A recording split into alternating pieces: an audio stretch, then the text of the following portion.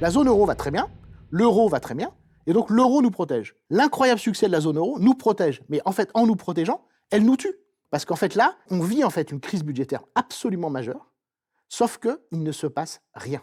J'aime pas le mot «l'euro nous protège». L'euro nous anesthésie.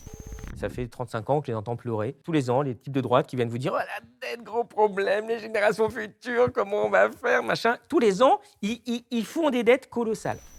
Les Américains, ils font l'intelligence artificielle, les ordinateurs, etc. Les Chinois, ils fabriquent tout. Et puis nous, effectivement, on vend du parfum et des sacs à main. Au-delà de la dette publique, mais notre pays n'a aucun avenir. Il y a un déficit gigantesque, mais il est payé par de la dette, on emprunte, ça tourne. On ne peut pas s'arrêter là parce qu'on est en train de construire à chaque jour un énorme problème qui va finir par nous tomber dessus. Il y a une force sociale qui a porté au pouvoir Emmanuel Macron, qui l'a défendu, qui a demandé et obtenu de très fortes baisses d'impôts. C'est le MEDEF. Et aujourd'hui, je trouve ça sidérant que le MEDEF se permette d'aller sur les plateaux en disant « jamais vous augmentez les impôts ». Mais les gars, vous nous avez endettés effectivement à vie et personne ne vous dit « mais c'est à cause de vous ». Enfin, les gars, ils ont eu tout ce qu'ils voulaient. Derrière, ils ont délocalisé, il n'y a aucune innovation, ils sont nuls les patrons français. Et on continue à les laisser parler sans aucune contradiction. Je trouve ça, c'est d'une violence incroyable.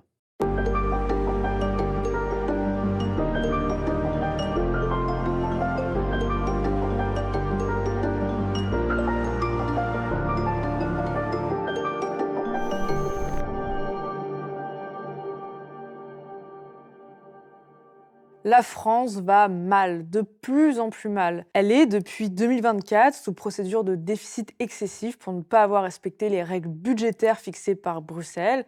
Concrètement, ça veut dire que nos dirigeants se sont engagés à ramener le déficit sous la barre des fameux 3% d'ici 2029. Et pour ça, ils n'hésitent pas à faire passer des réformes brutales, austéritaires, comme on l'a vu très récemment avec François Bayrou. Ce budget est une bombe sociale que personne ne veut voter. Et pourtant, la France ne peut pas continuer à vivre indéfiniment sans budget. Ce blocage est déjà en train d'agiter les marchés financiers puisque la dette française vient encore d'être dégradée.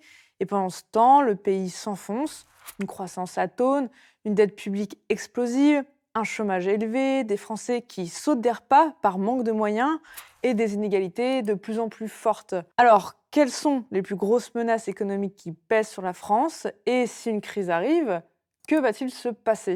Pour en débattre sur la Lucide, on a la chance de recevoir Gilles Raveau. Gilles Raveau, bonjour. Bonjour. Vous êtes économiste, enseignant à l'université Paris 8 et journaliste, et vous allez bientôt faire paraître aux éditions de L'Échappée Inflation, la grande arnaque. Et Olivier Berruyer, fondateur des Lucides, actuaire, statisticien et l'auteur de 2 ouvrages, Les faits sont têtus et Stop, tirons les leçons de la crise. Alors la première question que j'aimerais vous poser, c'est est-ce qu'il y a véritablement un problème de financement en France? Et donc, quelque part, est-ce que Bruxelles a raison d'imposer des mesures austéritaires? C'est des vastes questions. Donc je répondrai oui, il y a un problème de déficit budgétaire, il y a un problème de dette publique, mais en économie, c'est comme dans nos vies personnelles, il y a des problèmes plus ou moins graves. Et en fait, si on regarde la situation économique de la France, et en fait là, la plupart des économistes honnêtes se rejoignent, le problème de la France, c'est la production, c'est-à-dire que c'est l'économie. Et il avait d'ailleurs été bien identifié à sa manière par Emmanuel Macron en 2017. C'est la première fois, moi, dans mon existence, qu'on élisait un président avant tout sur un programme économique et avant tout sur un programme économique très précis. C'était la fameuse Nation des jeunes pousses, en version originale, la Startup Nation. Et donc cette idée de Startup Nation, c'était l'idée de produire, d'innover. Donc il ne nous parlait pas de déficit, il ne nous parlait pas de dette, il nous parlait potentiellement, c'est ce qu'il aurait dû faire, c'est ce qu'il aurait pu faire, d'innovation, donc de recherche, donc d'enseignement, donc d'infrastructure, au nom certes de la compétitivité, mais si au moins il avait essayé de faire de nous... Alors il faut savoir que la Startup Nation, en fait, historiquement, ça désigne Israël. C'est Israël qui, dans la littérature internationale, est connu pour être cette Startup Nation, qui en fait renvoie à l'armée. Donc voilà, et quand on regarde l'innovation, les liens avec l'armée ne sont jamais très loin, que ce soit donc en Israël, aux États-Unis ou en Chine. Bon, c'est un autre débat, mais le fait est qu'il n'a rien fait de tout ça, et que, en fait, Macron, ça a été le président du tripatouillage du code fiscal et social. La toute première mesure du gouvernement d'Édouard Philippe, qu'on a déjà oublié, c'était évidemment la suppression de l'ISF, l'impôt de solidarité sur la fortune. Et depuis 8 ans, tout le temps, on nous parle baisse des allocations chômage, réforme des retraites, baisse des impôts sur les entreprises, suppression de la taxe d'habitation. Mais c'est quoi le lien, tout ça, avec la production? Donc on nous dit, voilà, si on fait tout ça, on va produire plus. Mais l'économie, c'est pas ça. Nous, on le sait, on est des bons économistes, vous et moi. Et donc on sait que quand on lit tous les auteurs, Smith, Ricardo, Marx, Keynes, Schumpeter, ça ne parle que de production. La question, et c'est compliqué dans une économie moderne de savoir comment produire. Et c'est la magie de Macron, c'est qu'il a réussi à faire disparaître ça, alors que c'est de la production dont dépend la richesse, les revenus, tout dépend de là, quoi. Oui, je partage. Je trouve même que tu es très gentil avec Macron, parce que je pense que ce qui caractérisera Macron, c'est surtout qu'il n'y avait pas de programme en vrai, si ce n'est de bah, je vais baisser les impôts. Certes, c'est un slogan. Ah, on va faire un start-up. Qu'est-ce que ça veut dire? Une start-up, ça sert essentiellement, généralement, à tondre une banque et puis à se distribuer sans dividende et à partir en fermant la boîte. Et puis quelques-unes survivent. Enfin, c'est quand même une minorité.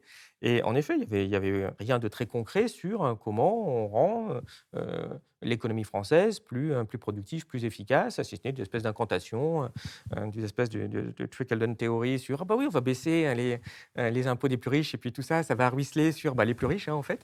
Et il ne se passe rien sur l'économie. Donc ça, c'était en effet le cœur de l'arnaque macroniste. Et on a un peu oublié, enfin, à l'époque, on rigolait sur mais où est le programme de Macron? Et en effet, il n'existait pas, en tout cas, sur cet aspect central qui est produit. Par rapport à la question financement, au jour d'aujourd'hui, quand on parle, il n'y a aucun problème, tout se passe bien, en fait. Il y a un déficit gigantesque, mais il est payé par de la dette, on emprunte, ça tourne, hein, en vrai, là, aujourd'hui, il n'y a aucun problème. Et évidemment, c'est un point sur lequel on peut pas s'arrêter là, parce qu'on est en train de construire à chaque jour un énorme problème qui va finir par nous tomber dessus. On ne sait pas comment, on ne sait jamais comment ça arrive. Euh, Ça peut d'ailleurs nous tomber dessus de différentes façons, mais on ne peut pas lutter en permanence contre la comptabilité, autrement dit dépenser le même argent deux fois. Autrement dit, je prends de l'argent, je le distribue, alors d'une bonne façon, peu importe, ça arrive dans les poches de fonctionnaires, d'entreprises qui fournissent l'État, etc., etc. Et c'est en même temps dans la comptabilité des plus riches sur de l'assurance vie en disant ben, un jour on va me rembourser, il n'y a pas de souci. Donc le même argent est à deux endroits en même temps. C'est la force du crédit, de l'emprunt. Mais à un moment, ça va revenir, soit pris de la poche des plus riches, soit pris dans la poche des plus pauvres à qui on a donné l'argent. Donc ça, on en rediscutera, mais enfin, le problème est là. Et pour la dernière question que tu posais, c'est est-ce que c'est un peu plus embête un peu d'y répondre parce qu'elle a plusieurs choses derrière elle, hein. La question était est-ce que l'Union européenne a raison de nous demander de faire de l'austérité? En fait, il y a trois choses là-dedans, hein. C'est Union européenne, c'est est-ce qu'il faut faire quelque chose et austérité. Alors donc de toute façon, est-ce qu'on a raison de faire de l'austérité en tant que telle? Non, parce qu'on n'est pas obligé de faire de l'austérité. Il y a d'autres façons évidemment de régler le problème. Est-ce que donc voilà de ce point-là, oui, il faut faire quelque chose. L'austérité, non. Et surtout, est-ce que l'Union européenne est censée faire ça? Bah non, c'est pas censé être l'Union européenne qui est censée nous demander ça. On devrait tout seul dire: «Il y a un problème, ça peut pas durer». Hein, c'est comme poser la question: «Est-ce que, ta maman a raison de dire qu'il faut bien gérer ton budget?» Bah oui, il faut bien gérer ton budget, mais enfin, c'est mieux que tu aies compris toi-même que, sans qu'on te le dise, il faut bien gérer ton budget. Sinon, un jour ou l'autre, tu as des problèmes. Et en termes de souveraineté, non, c'est pas à l'Union européenne de s'occuper de ça, même si, hélas, évidemment, je combats tous ces euh, perte de souveraineté qu'il y a eu en 2012, les fameux traités budgétaires que François Hollande avait promis dans son programme de négocier, qui n'a jamais été renégocié, où maintenant tu ne peux plus rien faire en termes budgétaires, il faut demander l'avis à Bruxelles. Enfin, quel pays accepte ça? C'est délirant. Mais il se trouve que quand ils nous disent essayez de ne pas faire n'importe quoi avec vos finances publiques, sur le coup, là, ils ont plutôt raison. Mais enfin, n'importe quel gestionnaire est censé le dire, quoi. En l'occurrence, nos dirigeants ont choisi la voie de l'austérité. Mais alors, est-ce que l'austérité, ça marche au moins? Alors moi, je pense qu'ils n'ont pas choisi la voie de l'austérité. C'est vrai que ce qui est, bon, on le sait tous, hein, c'est vrai que c'est très, on souffre sous Macron. On souffre vraiment terriblement. On sait notamment l'inversion du sens des mots. Moi, c'est une des pires choses. Les Macron, j'aime pas du tout ce terme, mais bon, on est bien obligé d'utiliser parce que eux-mêmes sont tellement identiques. Les macronistes, on le sait. Je me rappelle de cette fameuse une, je crois que c'était dans la presse, le Parisien ou de Olivier Dussopt, où il disait, venu du PS, comme beaucoup de gens, qui lors de je ne sais plus quelle atroce réforme, je ne sais plus si c'était les retraites ou le chômage, nous dit, c'est une réforme de gauche, c'est une réforme de progrès social. Tout le temps, on baisse, on tape sur les plus inoffensifs et tout le temps, c'est du progrès social. Enfin, tout ça, c'est absolument terrible. Et donc, il y a aussi, là aussi, il y a un grand discours. Et donc, effectivement, petite minute de publicité. Ce que je raconte dans mon livre, c'est que ce qu'on a vécu, ces 2 dernières années, c'est loufoque. C'est-à-dire que début 2025, on se rend compte que le budget 2024 n'est pas du tout respecté par l'État. 50 milliards, 50 milliards. Somme folle. L'année d'avant, c'était 15 milliards. Et donc, en fait, l'État a totalement perdu la main. Et donc, moi, ce que je dis, c'est que je pense qu'il ne faut jamais prêter trop d'intelligence aux gens qui nous dirigent. Ils sont complètement paumés, en réalité. Et effectivement, vous l'avez très bien dit, moi, je maintiens qu'il y avait un début de programme économique en 2017. Ce qui est certain, c'est qu'il n'y en a plus du tout depuis 2022. Et que 2022, c'est vraiment une élection par défaut. Et d'ailleurs, je fais un petit commentaire politique. Cette élection, elle est imperdable pour Marine Le Pen. Le niveau de détestation d'Emmanuel Macron, il est fou à ce moment-là. Et donc, je ne sais pas, elle, comment elle arrive à être aussi nulle. Au moment du débat, elle ne l'interroge pas sur son bilan, ce qu'ont fait tous les candidats dans sa position lors des précédents débats présidentiels. Ça peut être très bien, de Mitterrand, Chirac, etc. Le premier truc, c'est de cartonner le bilan, surtout dans ce cas-là, c'était trop facile. À aucun moment, elle l'interroge là-dessus. Elle amène aucun programme économique, politique d'aucune sorte qui tienne la route. Donc, je ne sais pas si inconsciemment, elle refuse le pouvoir, j'en sais rien. Mais cette élection, elle est imperdable. Et donc, Macron est élu par défaut. Et depuis 2022, le gars est complètement paumé. Alors, en plus, il est pris sur la tronche, l'invasion russe de l'Ukraine, etc. Et donc, tout ça pour dire que la dérive des comptes publics, elle est complètement folle. Et je ne sais pas si vous avez la possibilité de passer un graphique. On voit qu'effectivement, il y a un avant-après Covid. Et donc, en gros, avant le Covid, on est à peu près dans les 3-4% les 3% de PIB de déficit public. Et depuis, tous les ans, on est à 6%. Et là, notamment cette année, ce que disent tous les économistes, parce que je pense que, je suis curieux de voir le déficit final en 2025 au rythme où vont les choses, mais on sera de l'ordre de 5 ou 6%, et tous les économistes disent c'est impossible. Vous ne pouvez pas avoir ce déficit dans un pays où, en 2025, il n'y a eu aucune crise. Il n'y a pas de récession.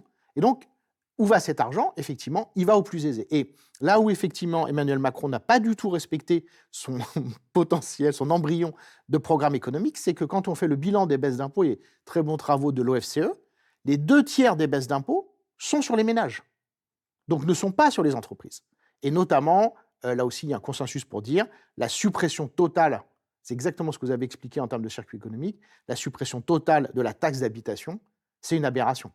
Dans son programme politique, Emmanuel Macron l'avait promise pour les 80%. Et ensuite, une fois au pouvoir, je ne sais pas ce qui se passe, à force de trop fréquenter ses amis riches qui souffrent de payer des impôts, il dit on va payer les 20%. Évidemment, les 20%, c'est ceux qui payent beaucoup plus d'impôts. Et cet argent-là, qu'est-ce qui se passe quand on supprime l'impôt de ces gens-là? Ils épargnent. Donc l'État perd, et c'est là la grande distinction qu'il faut faire entre l'État et la France, c'est que l'État est pauvre, la France est riche, les habitants de France sont très riches, et depuis, là aussi, depuis 2017, ces 8 dernières années, on se rend compte que l'épargne privée a plus augmenté que le déficit public. Donc en fait, si on fait de la tuyauterie, mais qui ne correspond pas à la réalité de l'économie parce que c'est de l'argent privé, donc on ne peut pas aller le chercher aussi facilement que ça, en fait, où est allé le déficit? Dans les comptes des Français. Et donc quand l'excellent économiste François Bayrou nous disait la dette c'est nous, etc., il avait été loin d'avoir complètement tort. C'est qu'effectivement cet argent, on sait où il est. Mais où est-ce qu'il est? Il est très, très, très inégalitaire, puisque si on prend la masse de l'épargne des Français, la moitié de cette épargne est possédée par les 10% de ménages les plus riches. Et donc voilà, on est un pays. Et donc en fait, les baisses d'impôts, comme elles ont eu partout, font exploser les inégalités. Olivier Berruyer, il est parti où alors cet argent? Cet argent, il est parti, en effet, dans le top 10%, dans le top 1%, hein, parfois. C'est quelque chose qui est assez manifeste. Et voilà, on se retrouve avec des inégalités qui ont augmenté dans l'intervalle. Regardez l'indice de Gini, qui est une façon de les mesurer. Depuis Macron, alors ça explose pas comme dans d'autres pays, mais ça monte gentiment, ça dépasse largement ce qu'il y avait même sous Sarkozy. Il y en a chez une les hausse présidents de droite, continue du taux de pauvreté, par exemple. Ça, Mmh effectivement. Là, alors, ça, j'ai regardé ce qui commence avant Macron. C'est que le taux de pauvreté est fortement baissé à la fin des années 90, au début des années 2000. Merci Lionel Jospin, pour ceux qui s'en souviennent. Et depuis le début des années 2000, on a une hausse tendancielle, mais assez forte du taux de pauvreté. Et là, on a eu des chiffres en 2023, comme l'inflation était... Parce qu'il y a un gros retard dans les chiffres, je ne sais pas pourquoi. Donc, les derniers chiffres du taux de pauvreté, c'est 2023. Et comme il y a eu une énorme inflation, la pauvreté a explosé. On se rappelle des associations caritatives, des restaurants du cœur qui, pour la première fois, disent non, on ne peut pas servir tout le monde. Ça leur était jamais arrivé. Et les bénévoles du secours catholique, du secours populaire, qui voient arriver des familles de gens qui travaillent, des parents qui n'arrivent pas à nourrir leurs enfants, des familles qui coupent le chauffage l'hiver, qui ont froid. Enfin, effectivement, la situation sociale et psychologique du pays est complètement dingue. Et donc ça, effectivement, il ne faut jamais louer, parce que l'économie, c'est marrant, bon, les déficits et tout ça, mais tout ce qui compte, c'est comment vivent les gens. Et là, le bilan, effectivement, de Macron, il est mais invraisemblable. Olivier, du coup, est-ce que l'austérité va pouvoir solutionner la situation? Alors non, parce que l'austérité, en général, ça ne marche pas. Après, j'ai un peu de mal avec ce terme qui, en fait, recouvre deux choses. Hem, D'un côté, tu as l'idée derrière de faut rééquilibrer les comptes. Et de l'autre, quand on dit austérité, on a l'air de dire aussi, enfin, pas on a l'air de dire, parce que c'est vrai, hein, c'est encore les plus pauvres qui vont s'en prendre plein la tronche. Alors ça, c'est vrai, de toute façon, tout ce qu'ils essayent de faire, en tout cas dans le projet de budget qui a heureusement avorté, bah, il y avait un doublement de toutes les franchises médicales, heu sur toutes les boîtes de médicaments, sur toutes les visites chez les médecins. Enfin, c'était quand même aller s'attaquer, on voit bien, aux plus pauvres. Hem, Après, donc voilà, il y a un problème de traitement inégalitaire du problème. De toute façon, on est là aussi dans le cœur du programme, néolibéral, qu'accessoirement Trump a poussé dans ses excès. Je voyais encore une étude là qui montre que 99 des Américains vont s'appauvrir et 1 va encore exploser dans le budget qui a été voté. Ça se décline pareil chez nous. Après, parce que ça, je voudrais pas avoir l'air de dire: «Non mais de toute façon l'austérité c'est pas grave». Il y a déjà, comme tu le soulignes, une pauvreté qui explose, enfin en tout cas d'énormes problèmes en France. Donc on voit qu'il y a un problème, voilà, de traitement inégalitaire du problème. Mais maintenant, si on prend du recul et qu'on regarde macroéconomiquement, donc on regarde l'ensemble du pays, bah, on est face à une situation, comme tu le disais, qui est complètement délirante. On se retrouve avec 5 à 6 de déficit budgétaire. Normalement, c'est presque des niveaux, allez, pas de guerre, mais pas loin quand même, en tout cas de crise gigantesque, alors que dans l'absolu, il y a pas de crise. Alors oui, il y a plein de gens qui souffrent, j'entends bien, mais sinon, bah, ça, c'est tout le temps. Donc on voit que ça peut pas aller comme ça. Donc on dépense des sommes colossales et ces sommes se retrouvent à augmenter par définition le PIB. Alors se retrouve d'ailleurs, comme tu dis, au final, dans l'épargne des Français, hein, les plus riches. Et donc on a, et c'est triste à dire, mais dans la situation actuelle, une partie du PIB qui est fictif. Il y a quelques pourcents de PIB qui est fictif. Bon, le PIB, c'est des revenus, donc il y a une partie des revenus qui est fictif, qui est payée par de la dette. Tout comme si vous gagnez un couple, je sais pas, bon, 3 000 € par mois, vous allez emprunter 1 000 balles au banquier, vous dépensez 4 000 €. Bon, ok, ah bah, c'est sûr qu'on vit mieux. Ah, c'est vachement sympa, tous les mois, c'est 1 000 € de plus. Mais il y a un moment, le banquier, il arrête. Et puis, c'est pas qu'il faut revenir à 3 000, donc déjà, passer de 4 000 à 3 000, ah non, il faut passer à 2005 parce qu'il va falloir rembourser quand même tout ce qu'on a dépensé. Donc, on a un, un PIB en moyenne qui est fictif, qui est trop haut. Alors, ce qui n'empêche que plein de gens souffrent de pauvreté, donc ça montre bien que même dans ce PIB, bah, il faudrait quand même faire plus attention et aider les plus pauvres. J'essaye d'être vraiment clair sur ce point-là, mais malgré tout, une partie est fictive. Ce qui est en train de se passer, c'est de toute façon, ça, on a beau faire ce qu'on veut, au bout d'un moment, ça va s'arrêter. Donc on va revenir au niveau qui correspond à celui que peut produire notre pauvre économie, que Macron a maltraité. Évidemment, on n'a absolument pas essayé de rendre plus compétitive, mais pas en baissant stupidement les coûts, mais en ayant de l'innovation, en produisant des choses que le monde entier va nous envier, et pas qu'un peu de pinard ou des sacs Chanel, quoi. Et donc, on va revenir à un niveau plus bas. Donc déjà, ça va être brutal, hein, ça va faire mal. Donc il y a intérêt à ce qu'il y ait des amortisseurs pour que ce soit bien ceux qui sont tout en haut, qui ont un niveau de vie qui a augmenté très largement fictivement, reviennent à un niveau plus correct et pas les plus pauvres. Mais est-ce de l'austérité? Je veux dire, quand, dans mon exemple, tu claques 4 000 balles par mois alors que tu n'en gagnes que 3 000, qu'on te dit, bon, t'arrêtes, tu reviens déjà au moins, même pas à 3 000, hein. Le projet, c'est de revenir à 3 500. Hein. Oula, c'est encore comme de dépenser plus que ce qu'on gagne. Tu dis, c'est de l'austérité. Oui, mais enfin, oui, enfin, c'est pas que de l'austérité, hein, on revient à ton niveau de vie normal. Donc, c'est, je pense, laisser croire qu'il y aurait une façon de ne pas faire d'austérité, sous-entendu, bah, on va pouvoir continuer à dépenser nos 4 000 € par mois. Mais là, je suis désolé, c'est pas possible, quoi. Ou alors, il faut vraiment que vous vous mettiez à gagner 4 000 € par mois. Et ça ne va pas se faire en 2 ans. Ça revient au final un petit peu à se demander si la dette est un problème. Alors les économistes sont assez divisés là-dessus. Est-ce que pour vous, c'en est un? Alors moi, je pense effectivement que c'est un gros problème. Alors je vais vraiment vous répondre précisément là-dessus, mais je voudrais continuer sur la très bonne image effectivement que vous avez utilisée, cette idée de comptabilité créative. Ça m'a refait penser à ce qu'on disait en 2008, au moment de la crise des subprimes, où pareil, hein, où les banques avaient prêté à des personnes pauvres, en sachant très bien qu'elles ne pourraient pas rembourser, et vous avez caché en fait ces prêts dans des titres financiers complexes. Et cette crise, elle est intéressante très rapidement, parce que pourquoi est-ce que l'équipe de Bill Clinton dérégule les crédits immobiliers qui étaient encadrés aux États-Unis? C'est parce que déjà à ce moment-là, la classe moyenne américaine voit son niveau de vie baisser. Pourquoi? Parce que les usines sont parties. Pourquoi? Parce que les consommateurs américains, qui sont les travailleurs américains, achètent chinois. Voilà. Et donc, en fait, à ce moment-là, le niveau de vie n'augmente plus aux États-Unis. Or, c'est une économie, il n'y a pas de sécurité sociale. Donc, la sécurité sociale des États-Unis, des Américains, c'est la croissance. Et à ce moment-là, il a reconnu son erreur. Un immense économiste, pour moi, le plus grand économiste vivant, Joseph Stiglitz, il fait partie de l'équipe et ils acceptent, en fait, de distribuer du crédit pour, encore une minute, monsieur le bourreau, c'est exactement ce que vous dites. Et ça a marché. C'est-à-dire qu'il y a du crédit, donc j'achète des maisons, donc on construit des maisons. Donc ça, c'est plus que de la croissance, c'est du patrimoine, donc c'est une réalité physique. Sauf qu'il y a un jour qui arrive, bim, c'est la crise. Alors, comme c'est les États-Unis, c'est cool, parce qu'on convoque, à ce moment-là, c'est magique, le pouvoir, ça existe. Bernanke, qui dirige la Banque centrale des États-Unis, il convoque toutes les banques du monde, toutes les grandes banques du monde, il leur dit, soit vous nous aidez, soit vous nous aidez. Oh, bon, on va vous aider. Oh, comme c'est gentil. Et puis le monde entier va financer la dette américaine. Et donc, cet effondrement des classes moyennes, c'est aussi ce qui va amener Donald Trump au pouvoir. C'est ce qui va amener les politiques protectionnistes, qui sont justifiées d'un point de vue social et politique, conservées par Joe Biden et renforcées très fortement par Donald Trump lors de son incroyable réélection, où il gagne le vote populaire.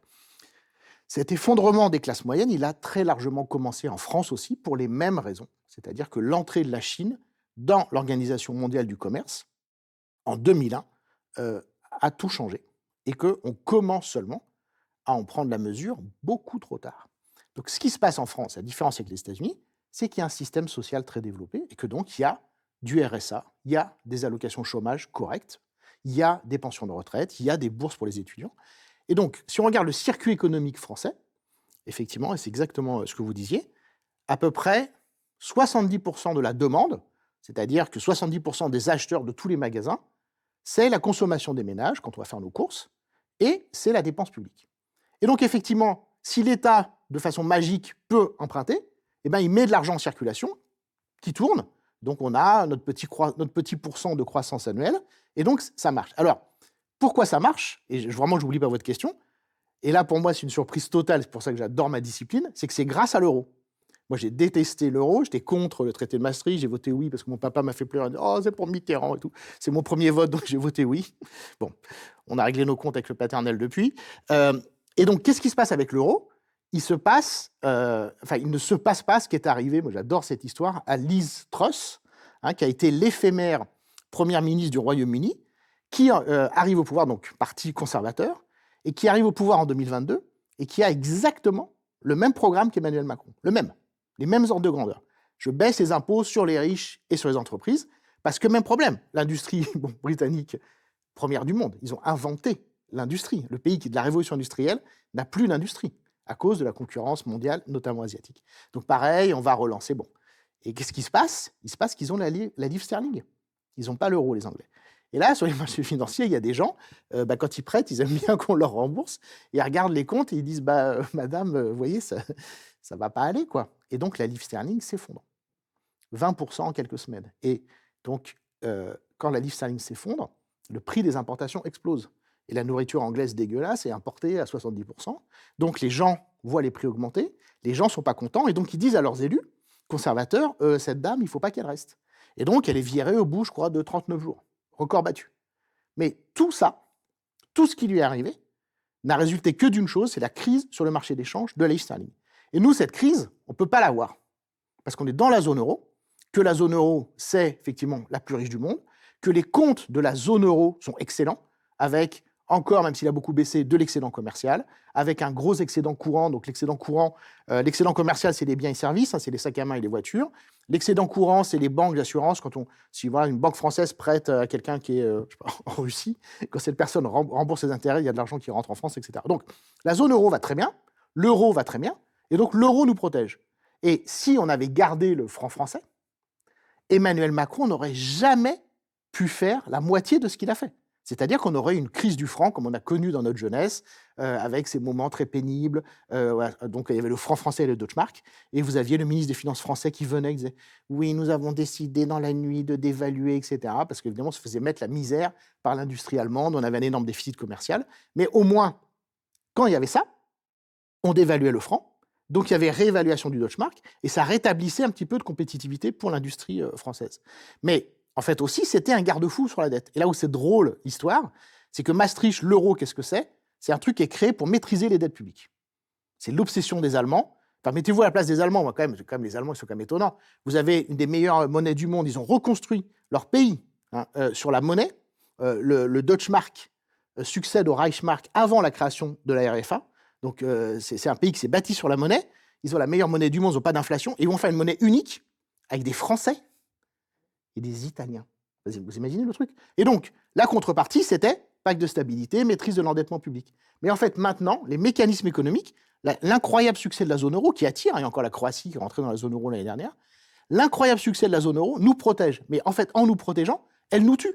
Parce qu'en fait, là, on vit en fait une crise budgétaire absolument majeure, sauf qu'il ne se passe rien. Il ne se passe rien dans votre vie, il ne se passe rien dans la mienne, il n'y a pas d'inflation. Quand vous faites une crise budgétaire en Argentine, il se passe des choses. Les gens, Ça peut continuer encore longtemps comme ça? Moi, je pense que ça va continuer encore longtemps.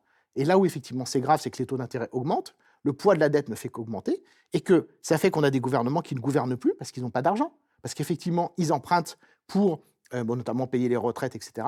Mais on n'a plus d'argent pour les services publics. Donc la qualité de vie baisse, le niveau de vie de la population baisse. Et je crains malheureusement que ça dure un certain nombre d'années et qu'on arrive, là j'arrive pas à imaginer la fin de l'histoire, on va avoir un stock de dette complètement fou.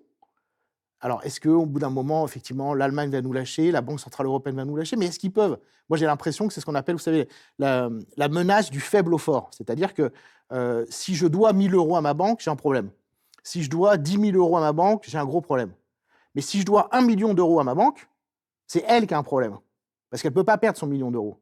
Donc, en fait, c'est ça qui est fou, c'est que si cet argent avait été bien utilisé, moi, je ne vois pas l'Allemagne ou la BCE dire, comme ils l'ont fait avec la Grèce, on envoie le signal au marché qu'on ne vous soutient plus, et que là, les taux d'intérêt explosent sur la dette publique française, au point qu'effectivement, on n'arrive plus, au bout d'un moment, à se refinancer, on n'arrive plus à payer les fonctionnaires, et ils voudraient déstabiliser ce qui est arrivé, ce qui est arrivé en Grèce.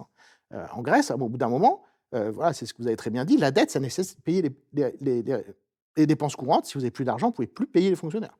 C'est arrivé dans un certain nombre de pays. Ça peut arriver dans quelques années en France. Mais on veut vraiment ça? Si vous aimez cette chaîne et notre travail, pensez à vous abonner et suivez-nous sur elucide.media. En plus de garantir notre indépendance, en vous abonnant à notre site, vous aurez accès à tous nos contenus, analyses graphiques, synthèse d'ouvrages, podcasts, entretiens exclusifs et articles quotidiens. On compte sur vous. Olivier, tu penses quoi du coup du fait que certains économistes ou dirigeants politiques nous expliquent que de toute façon, un État ne peut pas faire faillite, donc ce gros stock de dette, il n'est pas si important, et puis pourquoi pas continuer à faire de la dette pour faire de la relance, continuer à faire de la croissance fictive, etc. Il y a beaucoup de choses. J'aimerais bien rebondir sur 2-3 petits points qu'a dit Jules. Je suis évidemment assez d'accord, c'est un beau résumé. Pour l'Angleterre, certes, on peut peut-être se dire aussi que vu leur passif, ils ont leur actif en l'espèce, ils ont des bons financiers là-bas qui savent compter. En fait, ils ont tout de suite vu qu'il y avait un problème. Et nous, en France, on a des anciens fonctionnaires énarques qui sont partis gagner des millions qui connaissent rien. Donc ça peut être une des raisons pour laquelle ils continuent à alimenter ce foutoir. Au-delà de la plaisanterie, oui, sur l'euro, mais moi, j'aime pas le mot «l'euro nous protège». Ça, c'est la propagande. L'euro nous anesthésie. Voilà. Donc là, en ce moment, on a la main sur la plaque et on a un anesthésiste qui dit « Oh, c'est vrai, c'est bien, même pas mal ». Puis ça, la main devient noire, en fait. C'est ça qui se passe. C'est qu'on n'a plus le retour de manivelle qui permet, au bout d'un moment, d'arrêter de faire n'importe quoi, comme vous l'avez très bien décrit. Ça se passait quand on a sa monnaie. Il faut bien gérer sa monnaie, sinon sa monnaie a un problème. Alors là, en effet, on a mis le truc en commun. Donc, quand nous, en France, on fait n'importe quoi, le truc est en gros, ça se voit pas tout de suite. Mais l'euro a énormément de problèmes. C'est pour ça que c'était une bonne idée de voter non à l'époque. Parce qu'il se passe ce qui hélas, ne peut que se passer. Vous commencez à avoir une zone qui diverge et qui crée d'énormes problèmes. Alors, ça, c'est le problème de la moyenne. D'ailleurs, vous soulignez dans votre livre, c'est bien au début, sur le pouvoir d'achat. Le pouvoir d'achat, oui, en moyenne, ça a monté. Enfin, en moyenne, parce que quand même pour 60%, ça n'a pas monté du tout des gens. C'est pareil, en moyenne, sur la zone euro, on se dit ça va. Oui, ça va très très bien en Allemagne. Enfin, jusqu'à ces derniers temps où maintenant c'est en train d'aller mal, donc ça va devenir intéressant. Les taux allemands, ils montent aussi beaucoup par rapport aux autres pays. Et ça commence à aller, enfin ça va très mal en Italie par certains points, pas par d'autres, et ça commence à aller très mal chez nous. Donc cette mauvaise gestion, pour le moment, on n'a pas un retour de manivelle immédiat, mais il commence puisque les taux français montent, ils baissent pas du tout. Ça, on en parlera un peu plus tard. Et on voit que la zone commence à avoir des problèmes. Alors là, pour le coup, je serais, mais ça c'est peut-être mon tropisme, moins optimiste. Moi, je pense que ça ne va pas durer très longtemps. Alors pas très longtemps, c'est pas forcément 3 mois, on est d'accord, c'est quelques années. Mais quand on voit au niveau, on est déjà à 111 de dette publique, c'est en train de commencer à poser des gros problèmes de financement. Je veux dire, les prêteurs disent: «Bah, alors qu'est-ce que vous foutez en France?» Là, on voit quand même, le train de vie à 4 000 balles par mois, on comprend que c'est pas durable avec 3 000 € de revenus. Il va falloir, c'est quoi votre projet?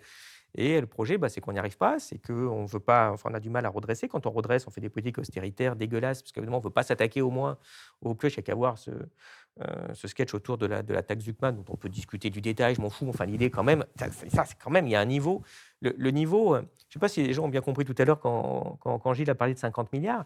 Quand on m'a dit le déficit qui avait été voté était déjà délirant à 150 milliards d'euros, mais en fait, il y a eu 200 en 2025. Il y a 50 milliards sont arrivés en plus. 50 milliards, c'est 3 porte-avions, hein, pour situer à peu près les échelles de grandeur. Et donc, on se retrouve avec 200 milliards d'euros de déficit. L'ISF, dont on a tant parlé, quand on l'a coupé, c'était 3 milliards en moins. 3 milliards l'ISF, là, il y a un trou de 200. Ah, c'est costaud, hein. Ce qui manque, c'est 50, 60 ISF. Et là, on n'arrive pas à en mettre un. Et il en faudrait 50, donc bon, c'est quand même compliqué. On voit qu'il y a une volonté politique, évidemment, de pas redresser sérieusement les comptes, mais on est allé tellement loin, on a tellement habitué l'économie à ce soutien budgétaire permanent. Je dirais qu'il serait keynésien, mais keynésien dit quand ça va mal, il faut aider. Mais c'est pas bah, quand ça va mal, il faut aider. Quand ça va moyen, bah, j'aide encore. Et puis quand ça va bien, j'aide encore. Enfin, oui, c'est sûr que ça finit par poser des problèmes. Parce que c'est Et pas là, qu'une question comptable, c'est-à-dire que le fait d'avoir une dette aussi énorme, ça fait qu'à un moment donné, on pourrait perdre la confiance des marchés qui ne prêteraient plus et on pourrait bien arriver sûr, à un défaut. c'est exactement ce que j'allais dire. J'allais dire, mais finalement, c'est quoi ce problème de dette dont on entend parler? Alors c'est compliqué parce que d'un côté, on a un peu l'impression, si je caricature, qu'à droite, ils pleurent tous les jours en disant: «Oh la pauvre dette!» Enfin, moi, c'est facile, hein, moi, j'ai 50 ans, moi, ça fait 35 ans que je les entends pleurer, que j'ai tous les gens, tous les ans, les types de droite qui viennent vous dire: «Oh la dette, gros problème, les générations futures, comment on va faire, machin». Tous les ans, ils font des dettes colossales. Voilà. François Bayrou, oui, bon diagnostic. Oui, Bon diagnostic. François, au super. bout de 50 ans, oui, c'est ça. Mais, De vie politique. mais François, enfin, j'ai pas rêvé. Tu as bien voté 7 budgets Mm. de Bruno Le Maire qui ont fait 1 000 milliards de dettes. Mais je veux dire, c'est quoi ton problème dans la vie? Tu vois, Et tous les précédents. mais oui, et tous les précédents. Mais ceux-là, Ouais. c'est les siens et c'est sa majorité, et Ouais, c'est son ouais. truc et c'est son modem, hein, là, qui déconne en 56K. Donc, à un moment, il les a votés, les 1 000 milliards, et vient nous dire quel est le salaud qui a fait de la dette. Ouais. Mais appelle l'Élysée. Enfin, je veux dire, vois Bruno Le Maire, essaye de voir s'il est toujours à Lausanne ou je sais pas où, faut lui demander, mais tu les as votés, les 1 000 milliards. Donc, évidemment, maintenant, ah bah, il y a un problème de dette. Donc oui, c'est un peu facile à la fin de dire les choses comme ça. Et ça fait, c'est facile, hein, je suis né en 1975, moi, il n'y a jamais eu un budget à l'équilibre depuis 1975. Bon, il y a des pays qui sont en équilibre, hein, quand même. C'est 50 ans, pas une fois. Oui, il y a un petit problème. C'est sûr que c'est pas miraculeux. Après, on en arrive au cœur du financement, puisque pour se financer, l'État a 2 solutions. La première, historique, c'est je prends de l'impôt. Hein, je vais voir Bernard Arnault, j'ai dit 100 millions d'impôts, voilà, sinon je te tape. Et puis il donne 100 millions.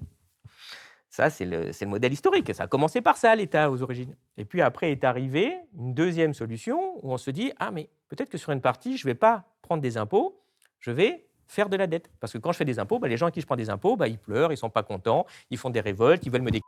Enfin voilà, les petits trucs qui sont un peu gênants quand on dirige. Donc on dit si je prends un petit peu moins d'impôts, je peux peut-être faire un peu de déficit. Et le déficit, qu'est-ce que je fais? Autrement dit, au lieu de prendre de l'argent en impôts, je vais l'emprunter sur les marchés financiers, qui va me boucler le petit trou, comme si on allait voir son banquier quand on a besoin de dépenser un peu plus. Et donc là, on est dans la deuxième hypothèse où je vais voir Bernard Arnault, qui a un peu d'ailleurs financé ma campagne, et je lui dis non, je ne vais pas te prendre 100 millions que je connais bien. d'impôts. Ce que je vais faire plutôt, est-ce que tu peux pas me les prêter, les 100 millions? Et donc, de toute façon, il a 100 millions en moins puisqu'il les prête, Ouais. mais dans ce cas-là, on lui dit je te les rendrai un jour. Croix de bois, croix de fer, si je mens, je vais en enfer. Mais tous les ans, je te donne un taux d'intérêt. Donc, tous les ans, je vais te donner, mettons, si c'est sur les 100 millions qu'on lui a empruntés, on va lui donner 3 ou 4 millions d'euros tous les ans. Donc, quand on fait ça une fois, on se dit, bon, pourquoi pas? Mais le problème, c'est qu'évidemment, si on se met à faire ça tous les ans, et que tous les ans, c'est exactement ce qui se passe, on est en déficit. Donc, tous les ans, il faut emprunter. Donc, tous les ans, ma dette monte. Je dois je dois de l'argent en intérêt. Et donc, l'avantage de cette solution de dette, et c'est pour ça que c'est fait, quand on est dirigeant, à court terme, ça ne pose pas de problème, donc tout bénef. Je prends moins d'impôts et je garde les mêmes dépenses, voire je fais plus de dépenses, voire je me mets à payer, j'enlève l'ISF, et vas-y, tiens, je te fais du crédit impôt recherche, tiens, tu veux des apprentis, je te les paye, enfin, tiens, oh là là, le gaz est un peu cher en ce moment, vas-y, je vous paye le gaz, il n'y a pas de souci, enfin, ok, d'accord. Mais donc, c'est très confortable quand on est dirigeant, parce que c'est exactement ce qu'on disait tout à l'heure, je fais du PIB fictif. Et le PIB, c'est des revenus, donc je fais des revenus fictifs dans la population. Alors, si vous n'avez pas vu les revenus fictifs, c'est normal, c'est que vous ne faites pas partie des amis de Bernard Arnault. Mais donc, vous avez cette solution-là. Donc, ça, c'est bénéfice. Et quel est le problème? À court terme, il n'y en a pas. À moyen, long terme, il y en a deux. C'est que tous les ans, vous devez des intérêts. Donc, tous les ans, vous payez les prêteurs, donc vous payez les plus riches. Et la deuxième solution, c'est que contrairement à ce qui se passait avant, où on pouvait faire de la dette publique sous forme de rente perpétuelle, etc., la dette, elle roule. Donc, on dit l'argent qu'on emprunte, on l'emprunte généralement en moyenne à peu près à 7-8 ans, 8 ans maintenant, moyenne. Donc, j'emprunte entre 1 an et 30 ans, ou 50 même, je crois qu'ils ont dû faire pour les fous furieux qui sont rentrés dans cette optique-là. Et tous les 8 ans, je dois rembourser 100 millions à Bernard Arnault. Et comme je n'ai pas 100 millions d'impôts pour rembourser Bernard Arnault et diminuer ma dette, ce que je vais faire, je suis obligé d'aller voir Vincent Bolloré et lui dire: Vincent, tu ne veux pas me prêter 100 millions? Là, maintenant, c'est passé à 150, vu le temps, pour que je rembourse les 100 millions à Bernard Arnault. Donc, on a ce mécanisme qu'on appelle rouler la dette. Et ça, tant que ça marche, qu'il y a une confiance des marchés, c'est bien. Mais au bout d'un moment, ça veut dire que vous vous retrouvez à devoir emprunter des masses colossales d'argent. Il faut que les marchés financiers vous les prêtent. Sinon, vous êtes en défaut. Vous ne pourrez plus rembourser vos anciens créanciers. Si j'en arrive à la conclusion, donc le problème qu'on a là maintenant tout de suite, on n'a pas ces problèmes de roulement parce que pour le moment on nous fait encore confiance, mais le problème c'est qu'on a les taux d'intérêt qui montent. On se retrouve à avoir aujourd'hui peut-être à peu près une 60aine de milliards d'intérêts, ce qui en vrai n'est pas beaucoup parce que les taux d'intérêt ont beaucoup baissé depuis 20 ans. Et ça, c'est un mouvement qui a permis pas mal de choses, on en parlera peut-être, mais qui est terminé. Donc, les taux d'intérêt sont en train de remonter. Maintenant, les marchés, d'ailleurs, n'ont plus extrêmement confiance. Donc, les taux à 10 ans de la France sont vers 3,5, 4%, ce qui n'est pas colossal en termes historiques. Mais là, il y a 3 300 milliards de dettes. Quand, au bout d'un moment, on aura suffisamment roulé la dette dans 5-6 ans, on va se retrouver, et je ne vois pas de miracle particulier, on pourra en discuter aussi, mais enfin, si les taux déjà ne montent pas plus, ils restent autour de 4%. 4% sur 3 300, il y aura bientôt 4 000 à la vitesse où ils vont. 4 000 milliards de dettes à 4%, ça fera 160 milliards d'euros d'intérêts à payer.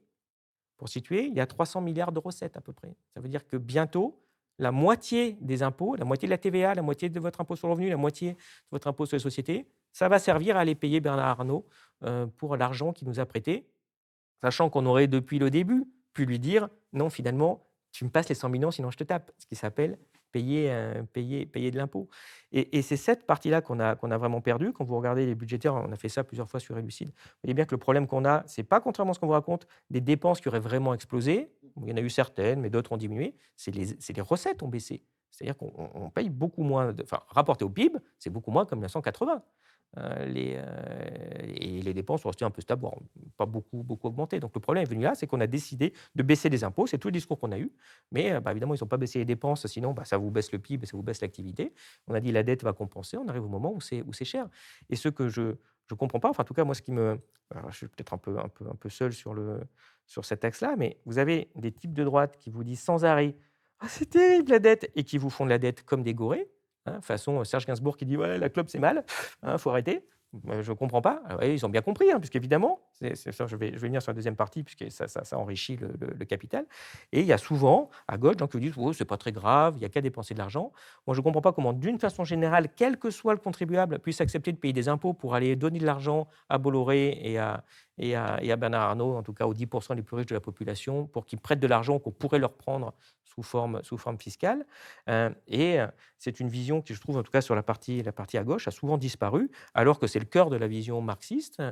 Karl Marx, c'est drôle, 1850, dans le Capital en 67, il vous dit très bien que la dette publique, c'est le crédit public, c'est le credo du capital, c'est sa phrase. Et il dit, mais enfin, on ne va pas payer des impôts pour rémunérer comme l'épargne des plus riches, alors qu'on pourrait leur prendre. Et ce truc-là, maintenant, c'est le cœur du tabou néolibéral, c'est il faut quand même que les plus aisés ils payent plus si vous voulez que la société tienne. Gilles Raveau, donc on a compris la dette avec la remontée des taux, c'est un petit peu dangereux. Oui. Que fait la BCE? Elle peut pas régler la situation?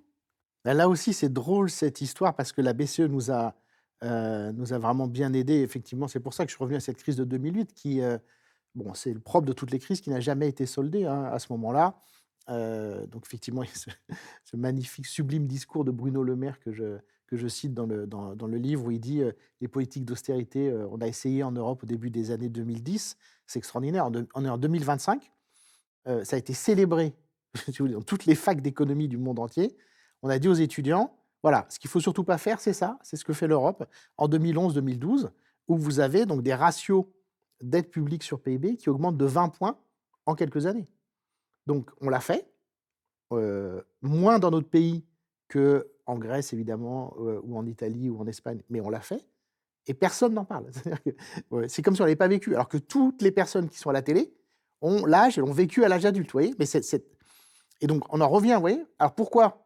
Parce qu'encore une fois, il ne s'est rien passé au quotidien, parce qu'à ce moment-là, hein, suite au fameux discours de Mario Draghi avec en en version originale, le Whatever It Takes, avec le joli accent italien, et il a dit aux marchés financiers, en fait, comme on aurait dit à l'époque du système de Bretton Woods, la dette publique des États membres de la zone euro, c'est aussi bon que de l'or. C'est-à-dire, vous pouvez l'acheter. Pourquoi vous pouvez l'acheter? Parce que moi, je vous garantis que je vous la rachète. Et donc, vous qui êtes un fonds de pension suisse, vous avez acheté à ce moment-là de la dette publique française, parce que vous savez que, y compris le lendemain, ou 2 secondes après, la Banque centrale européenne peut vous la racheter.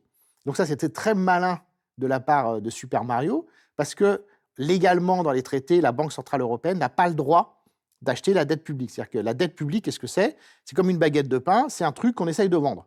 Donc il y a des gens très compétents et très sérieux à l'agence France Trésor. Ils vont voir les banques, ils discutent, hein, vraiment, quand je dis ils vont voir, c'est vrai, hein.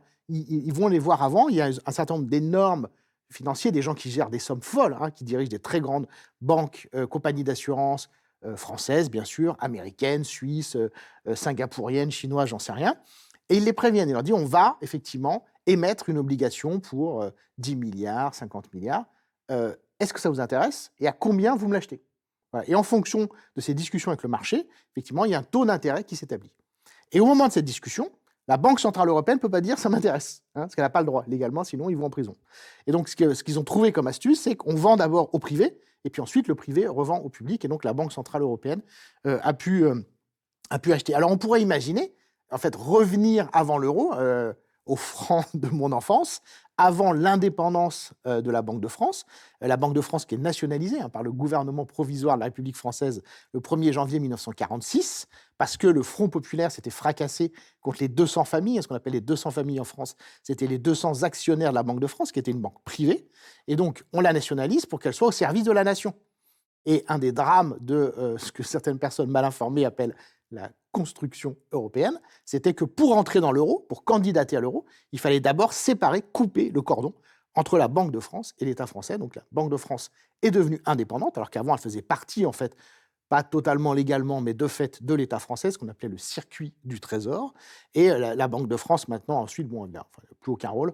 C'est pour ça qu'on paye François Villeroy de Galhau des centaines de milliers d'euros par an pour qu'il imprime des pièces et des billets, parce que quand même, c'est du boulot de taper toutes ces petites pièces de 1 et de 2 euros. Il Bon, vient voilà. aussi à la télé nous dire qu'il faut dépenser moins d'argent, qu'il faut faire attention à l'argent public quand même, avec ces Et donc- centaines de milliers d'euros. Et donc, effectivement, c'est avec tout le discours qui est retombé, qui a disparu, j'en suis très content, de voilà, la dette, c'est fictif. Non. Et ça, effectivement, à gauche, il y a une énorme erreur de ce côté-là. Et merci de l'avoir très bien rappelé. C'est pour ça que j'insiste sur la façon dont les choses se passent dans la réalité. La dette, c'est très réel.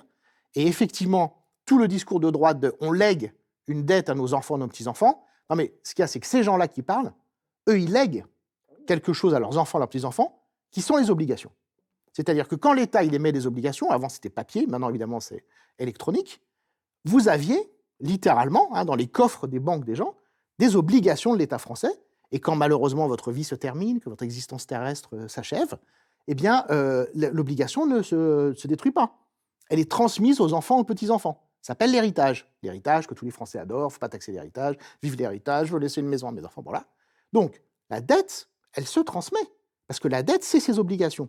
Mais effectivement, ce qui va se passer dans 20-30 ans, c'est que toute la population, comme vous l'avez très bien dit, cette redistribution inversée, elle se fait de l'ensemble de la population. Je donne toujours D'exemple à mes étudiants, la personne qui vit dans la rue, elle va s'acheter un sandwich au Franprix, elle paye des impôts, parce qu'elle paye la TVA.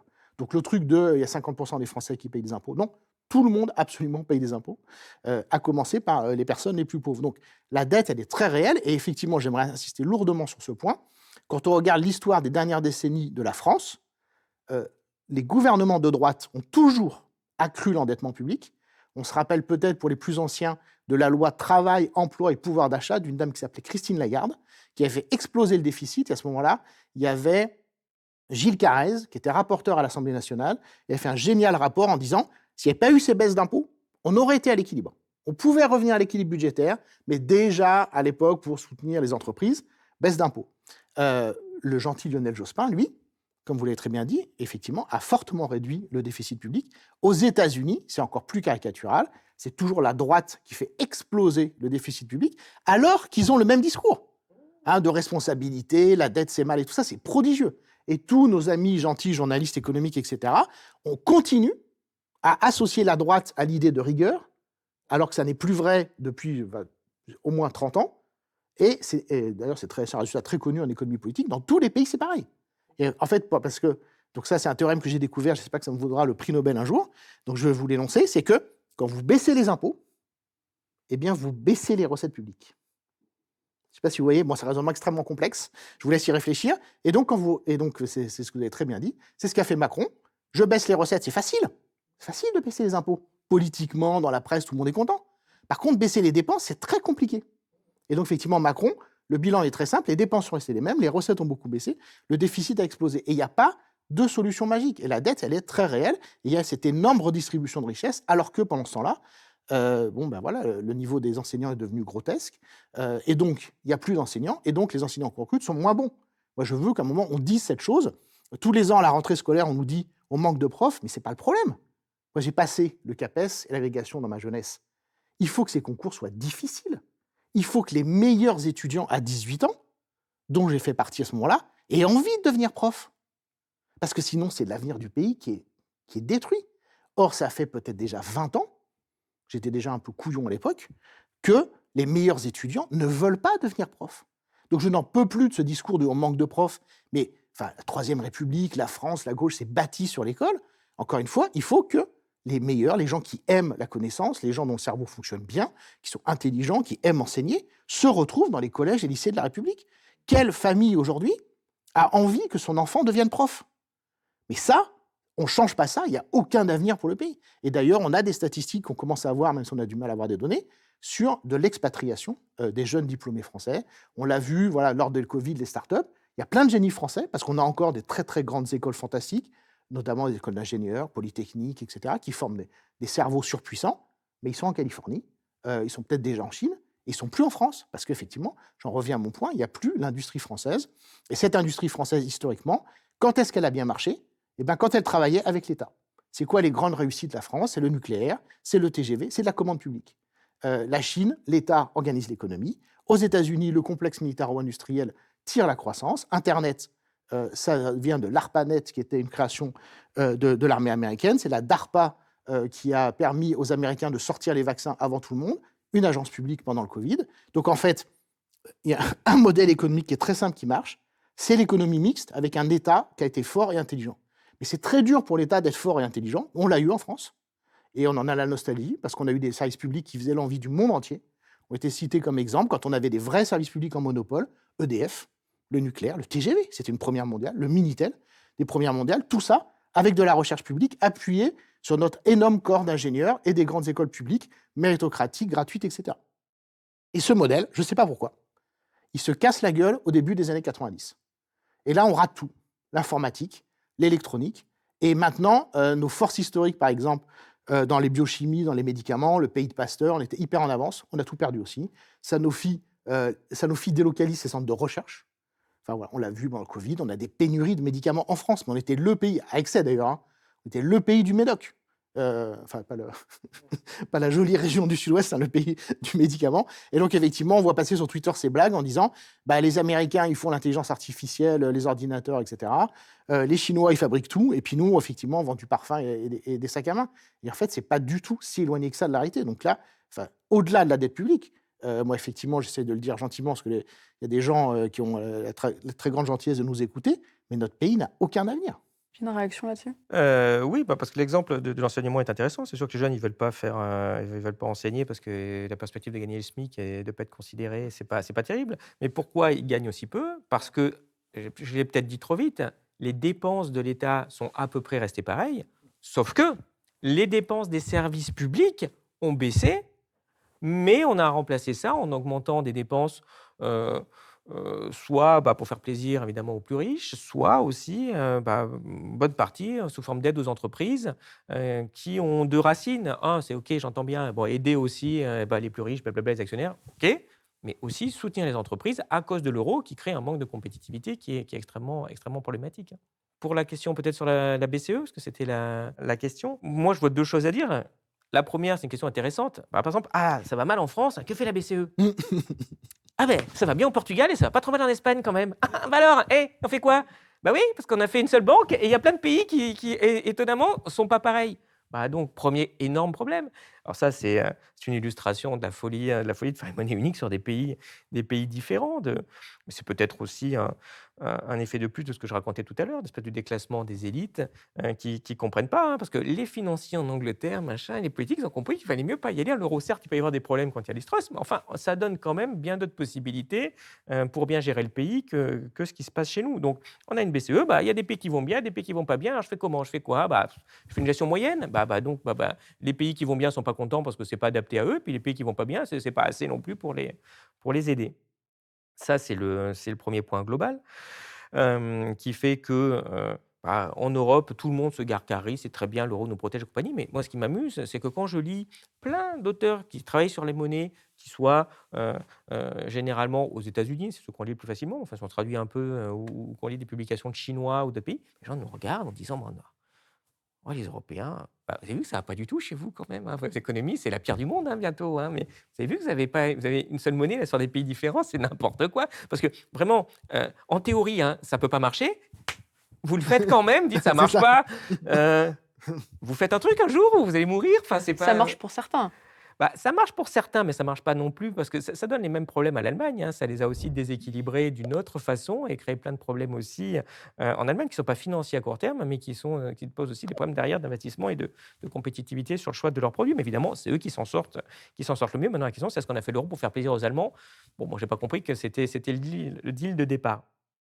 Maintenant, si on revient et qu'on oublie cette idée, hélas, qui est la réalité, c'est que la BCE, elle ne peut pas faire grand-chose puisqu'elle ne travaille pas que pour la France, mais on se dit, mais bon, une banque centrale, imaginons, qui serait que française, qu'est-ce qu'elle pourrait faire là?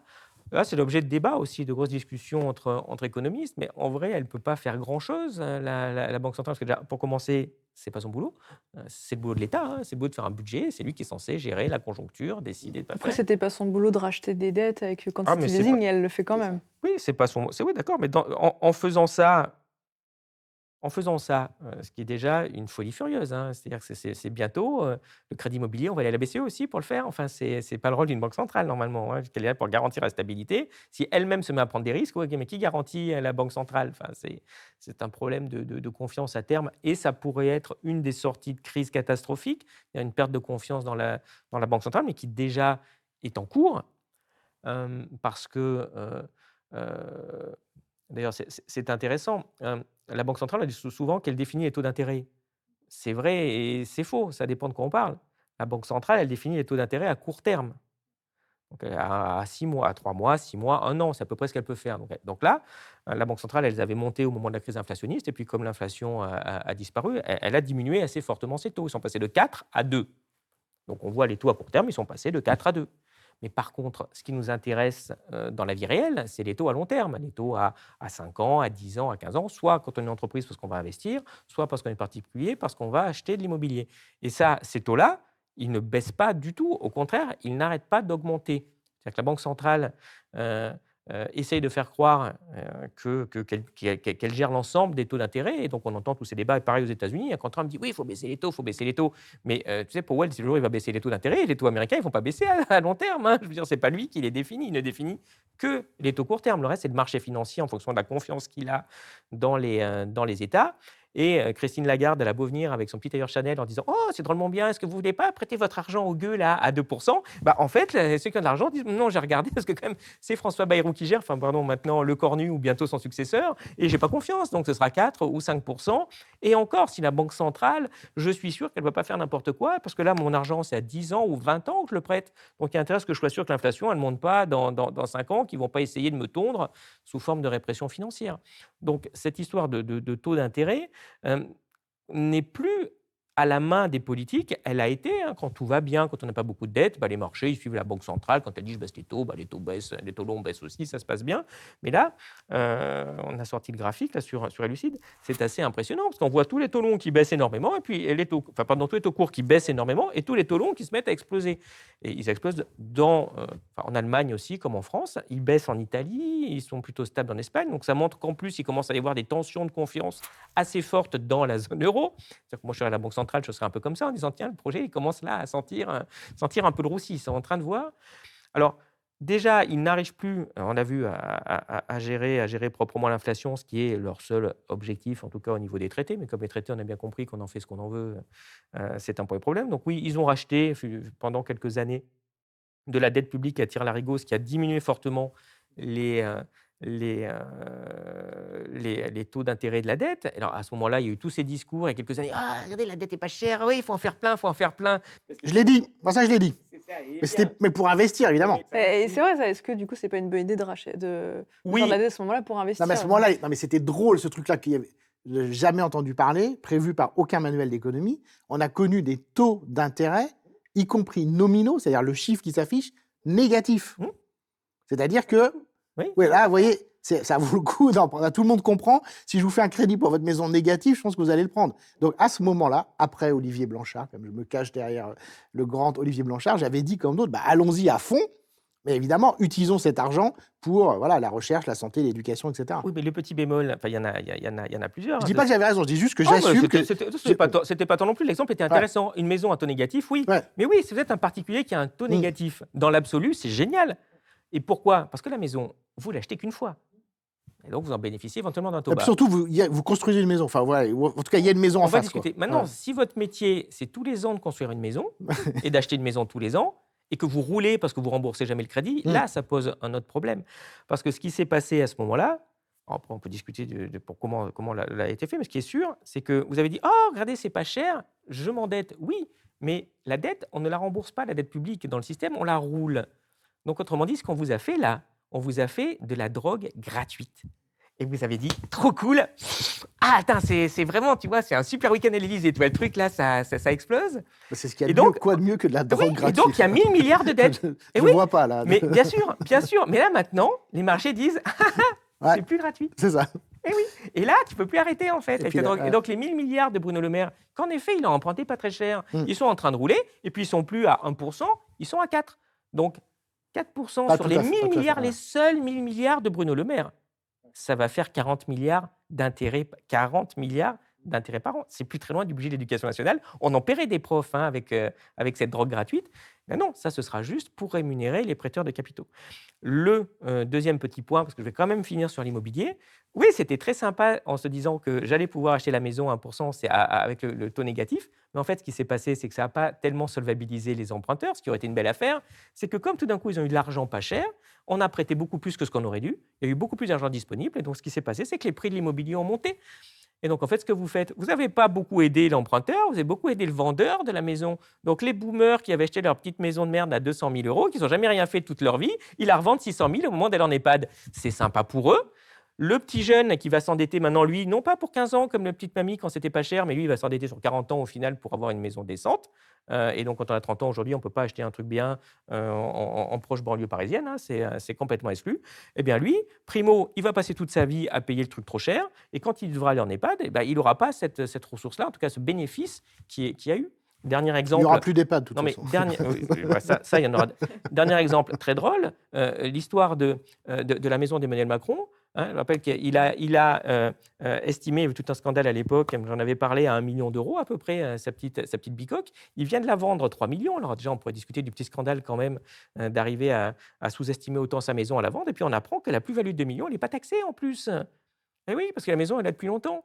Donc, on a des générations qui, tout d'un coup, gagnent des millions en n'ayant rien fait dans la maison, qui se trouve peut-être en plus mauvais état qu'il y a 20 ans. Elle est vendue très cher. Il y a une plus-value colossale qui est générée. Et en plus, on ne la taxe pas, alors qu'on est en train de crever avec 200 milliards de déficit. Enfin, c'est une folie furieuse, un enrichissement d'une petite caste plutocratique qui est quand même fabuleuse et qu'on est en train de laisser, non pas une dette à nos enfants, ce qu'on est en train de laisser, c'est ce que vous disiez très bien tout à l'heure, c'est qu'on va avoir les enfants des plus pauvres qui vont devoir travailler toute leur vie pour donner de l'argent aux enfants des plus riches à qui on aura transmis l'obligation qui correspond à la dette publique. Pour en revenir à l'inflation, c'est quand même Ouais. le thème de votre livre. Oui. Vous êtes très critique sur la politique de la BCE au moment de la crise inflationniste qu'on a connue en 2022-2023. Bah oui. Pourquoi?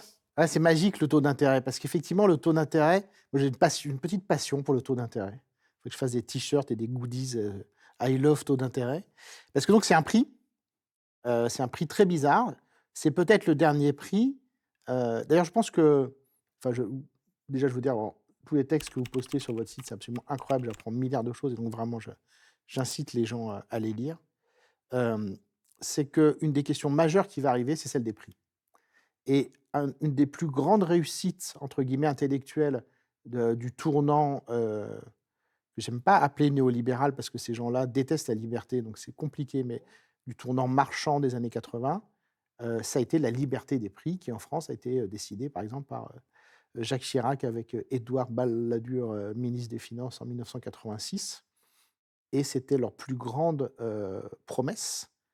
Et ça change tout, hein. Jusque-là, de façon assez incroyable, les prix étaient plus ou moins, et même des fois très précisément, fixés, encadrés en France. Bref, aujourd'hui, tous les prix sont libres, y compris les prix de nos monnaies, hein. C'est complètement dingue. Enfin, la perte de contrôle des États sur tout est folle, hein. L'euro se balade face au dollar, etc. Alors que, en 1945, quand on reconstruit le monde, la priorité des priorités, c'est d'avoir des taux de change fixes à l'échelle mondiale. Enfin, je ne sais pas si vous voyez comment les gars de l'époque, l'intelligence, moi je donne ça les textes à lire à mes étudiants, entre 44 et 46, il y a des textes français et étrangers. Vous avez le rapport Beveridge, vous avez la déclaration de Philadelphie qui donnera l'Organisation internationale du travail, le texte du Conseil national de la résistance. Ils ont tout compris. Pourquoi? Parce qu'ils l'ont vécu, la crise des années 30. Ils ont vécu le fascisme. Et donc ils disent, l'économie, ça peut tout emporter. Ça emporte les esprits, ça emporte l'imaginaire. On va exterminer des gens pour des raisons en fait fondamentalement économiques. Donc plus jamais ça. Et ils sont tellement intelligents qu'ils arrivent à concevoir un système qui articule hyper bien le contrôle public et aussi la responsabilité individuelle et les gains individuels. Et on va avoir cette période merveilleuse des années 50 et 60 avec des économies contrôlées, dirigées, et où les gens s'enrichissent comme jamais. Et puis après, les chocs pétroliers, tout le bazar des années 70. Et depuis les années 80, il y a une régression mentale absolument dingue. C'est-à-dire qu'on dit, ah ben on a renoncé à tout, on ne contrôle plus rien, c'est n'importe quoi, enrichissez-vous, arnaquez votre voisin, c'est génial. C'est les fameux films Wall Street avec Michael Douglas, Greed is good. On sait la charge normative du terme good aux États-Unis, être une bonne personne, très important aux États-Unis, faire le bien. Donc greed, l'avarice, le fait d'arnaquer votre client, votre fournisseur, de vous comporter comme la dernière des personnes, c'est bien, c'est contribuer au bien. Vous voyez, ça va très très loin. Et donc les prix, évidemment, il faut que les prix soient libres, l'offre et la demande, blablabla. Or, quand vous laissez les prix se balader, effectivement, on l'a vu avec la crise des agriculteurs, avec l'énergie, vous avez des drames sociaux. Et donc, dans cet océan de prix qui sont libres, il y a un prix qui est fixé, alors effectivement de façon plus que non démocratique, de façon secrète. Les délibérations de la Banque centrale européenne ne sont pas publiques, elles ne le seront jamais, contrairement à ce qui se passe aux États-Unis où les archives sont ouvertes au bout d'un moment.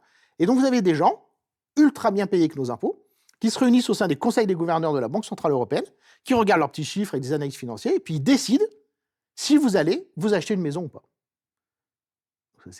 Oui, c'est vertigineux. Et en fait, ce qui est drôle, c'est très facile quand on est commentateur comme je le suis, c'est qu'on peut leur reprocher de s'être gouré les deux fois. C'est qu'effectivement, après la crise de 2008, ils mettent les taux à zéro. Et là, effectivement, ça rejoint une question très intéressante, c'est qu'à ce moment-là, il était tout à fait possible de mettre le crédit gratuit, mais d'encadrer la distribution des crédits. Ce qui était une pratique normale de tous les pays dans les années 60, 70 et 80. C'est-à-dire que, sinon, qu'est-ce qu'on a eu? C'est la bulle immobilière. C'est exactement ce que vous avez expliqué. C'est qu'effectivement, le taux à 0%, le vendeur, il sait que le taux est à 0%. Donc, il dit à l'acheteur, la maison, c'est 1 million. Ben maintenant, c'est 1 200 000 000. Parce que pour la même mensualité, vous pouvez emprunter 1 200 000 000. Donc moi, en tant que gentil vendeur, greed is good, je vais vous arnaquer avec le sourire et tout le monde va être content. Et donc, bulle immobilière dingue, en Espagne notamment. Et à ce moment-là, on avait été nombreux à dire, il y a une inflation de folie en Europe, mais c'est l'inflation des actifs. Mais l'inflation des actifs, donc c'est-à-dire l'immobilier, la finance, bulle spéculative, des gens qui s'enrichissent de dingue à la bourse. La Banque centrale européenne, de façon totalement non justifiée, elle dit, mais ça, c'est de la bonne inflation. Vous voyez là, création de richesse, tous les magazines, l'immobilier, ça repart, investissez en bourse, tout va bien.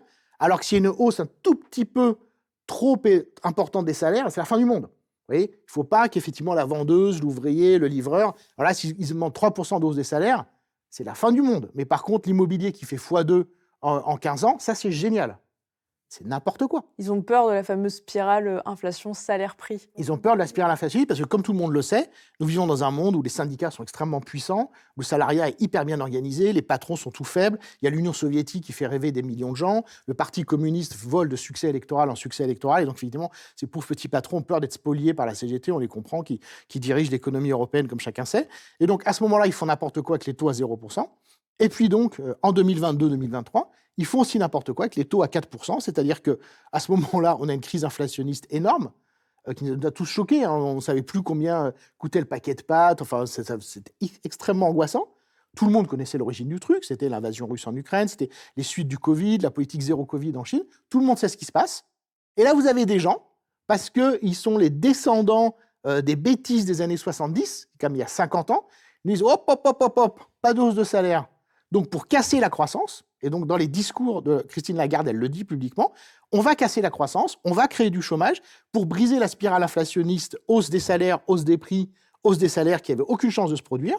Et donc, à ce moment-là, évidemment, tous les acteurs privés de l'immobilier, qui ont un petit accès aux chaînes de télévision, sont venus sur les plateaux en disant vous êtes fous de faire ça. Et ce qu'il y a d'horrible, je veux dire, même du point de vue des dominants des capitalistes, c'est que vous avez des fonctionnaires, des gens totalement hors de portée, qui ne rendent compte absolument personne à la Banque centrale européenne, qui ont décidé d'arrêter le secteur immobilier dans toute la zone euro. Et donc aujourd'hui, en France, l'année dernière, cette année, on construit moins de logements qu'en 1960, dans un pays où la population était peut-être inférieure d'un tiers. Et ce qui est intéressant, c'est que ce n'est même pas débattu. Alors que, si vous voulez, la causalité est très nette. Tout le monde sait ce qui s'est passé. Et donc, vous avez des gens non élus, payés encore une fois avec nos impôts, qui décident d'empêcher des familles d'accéder à l'immobilier. Et on sait très bien, hein, dans notre vie, si on n'y arrive pas à un certain âge, après, c'est foutu. Et puis voilà. Donc, c'est votre projet de vie qui s'effondre, pour une raison, pour zéro raison, comme disent les jeunes. Et ces gens-là ne doivent jamais s'expliquer. Ils créent du chômage. Et donc, qu'est-ce qui crée du chômage? Donc, du déficit. Et là, effectivement, c'est ce que j'explique à la fin du livre. On est rentré, là, actuellement, malheureusement, dans un cycle infernal. Hausse des taux d'intérêt. Donc, récession, faible croissance, donc déficit, donc dette. Et donc, vous poussez la dette à la hausse doublement, puisque vous avez plus de déficit, plus de dette, plus de taux d'intérêt, plus de dette, donc plus de dette, etc. Et juste pour donner un chiffre, effectivement, c'était parfait votre truc de dire, quand les taux d'intérêt sont à 2%, c'est génial. Effectivement, il faut bien que les gens mesurent ça. C'est-à-dire que je suis l'État, j'emprunte 100 et je rends 2. C'est-à-dire que j'ai 98 gratuits pour augmenter les profs. Bon, je ne fais pas ça parce que faut être sérieux, les gens aiment leur métier et pas besoin de leur payer. Mais effectivement, donc je donne cet exemple de 2 parce que le taux moyen sur la dette, c'est à peu près 2%. Mais effectivement, ces derniers mois, le taux d'intérêt à 10 ans, c'est 3,5. Et alors, ce qu'il faut que les gens juste sachent en termes de dynamique de la dette, c'est que ce qu'il faut éviter, c'est que le taux d'intérêt soit au-dessus du taux de croissance plus du taux d'inflation. Et là, les chiffres sont assez simples. Dans cette année, l'année prochaine, enfin, sauf catastrophe, on aura en gros 1% de croissance, on aura en gros 1% d'inflation. Donc 1 plus 1, ça fait 2. Et effectivement, si vous empruntez à 3,5, mais que votre PIB n'augmente que de 2%, vous avez un écart d'1,5, et comme vous l'avez très bien dit, un écart ne serait-ce que d'1 point sur 3300, et bien effectivement, ça fait 33 milliards qu'il faut sortir tous les ans. Et ces 33 milliards, c'est la moitié du budget de l'éducation nationale, c'est-à-dire, bien savoir, l'éducation nationale, hein, c'est l'enseignement public et le privé sous contrat. C'est-à-dire qu'en fait, en France, 99% des élèves, leurs profs sont payés par l'État. Hein. Il n'y a que le privé hors contrat. Il faut bien voir que le budget de l'éducation nationale, ce n'est pas que le public. Hein. Dans le privé sous contrat, tout est payé par l'État. Simplement, on peut donner aux établissements la possibilité de demander de l'argent aux familles pour qu'il y ait une concurrence déloyale et permettre aux enfants de riches d'avoir une meilleure éducation et donc d'être sûr d'avoir des meilleurs boulots après que les enfants de pauvres. Mais l'éducation nationale, encore une fois, c'est le public et la quasi-totalité du privé. Le privé hors contrat, c'est 1% des élèves en France, quoi. Donc voilà, c'est ce petit pourcent entre le taux d'intérêt de la dette et la croissance du PIB et de l'inflation, c'est la moitié du budget de l'éducation nationale. Donc c'est totalement insoutenable et c'est pour ça que j'ai parlé de l'euro. C'est qu'encore une fois, si on n'avait pas l'euro, on aurait eu une crise financière depuis des années qui, effectivement, je pense, nous aurait sauvés, enfin, au moins aurait fait que le débat économique aurait eu un peu de sens. Alors que là, encore une fois, il ne se passe rien. À la fois, il ne se passe rien et à la fois, il se passe un drame. C'est très bizarre à comprendre. Et si les gens ne comprennent pas, j'ai envie de dire, c'est normal. Olivier Berruyer, cette hausse des taux de la BCE de 4% pour réguler l'inflation, est-ce qu'elle a été pertinente ou pas du tout? Ça dépend. Gilles a dit plein de choses, en particulier très intéressantes sur l'immobilier, hein. Ça, c'est vrai que c'est un truc que je trouve assez honteux, en fait, pour ma génération. Je trouve que c'est peut-être le plus gros échec parce que finalement, c'est une génération qui a été aux affaires. Et de voir ce qu'on laisse à des jeunes aujourd'hui qui ont 20-25 ans, c'est-à-dire un prix de l'immobilier qui a doublé, ou si les prix baissent pas, des gens qui vont serrer la ceinture toute leur vie pour avoir des petits logements. C'est-à-dire accessoirement moins de gosses, hein. Il y a un lien aussi. «Ah, la natalité, ça baisse. Ah bah, c'est rigolo ça. Bah, c'est sûr que quand on a un appartement avec une seule chambre ou 2, on ne peut pas faire 4 gosses, hein». Hem et un endettement à vie, perspective d'avoir une maison secondaire comme ça peut être avant, vous oubliez, c'est pas possible s'il vous faut déjà 40 ans pour avoir la maison principale.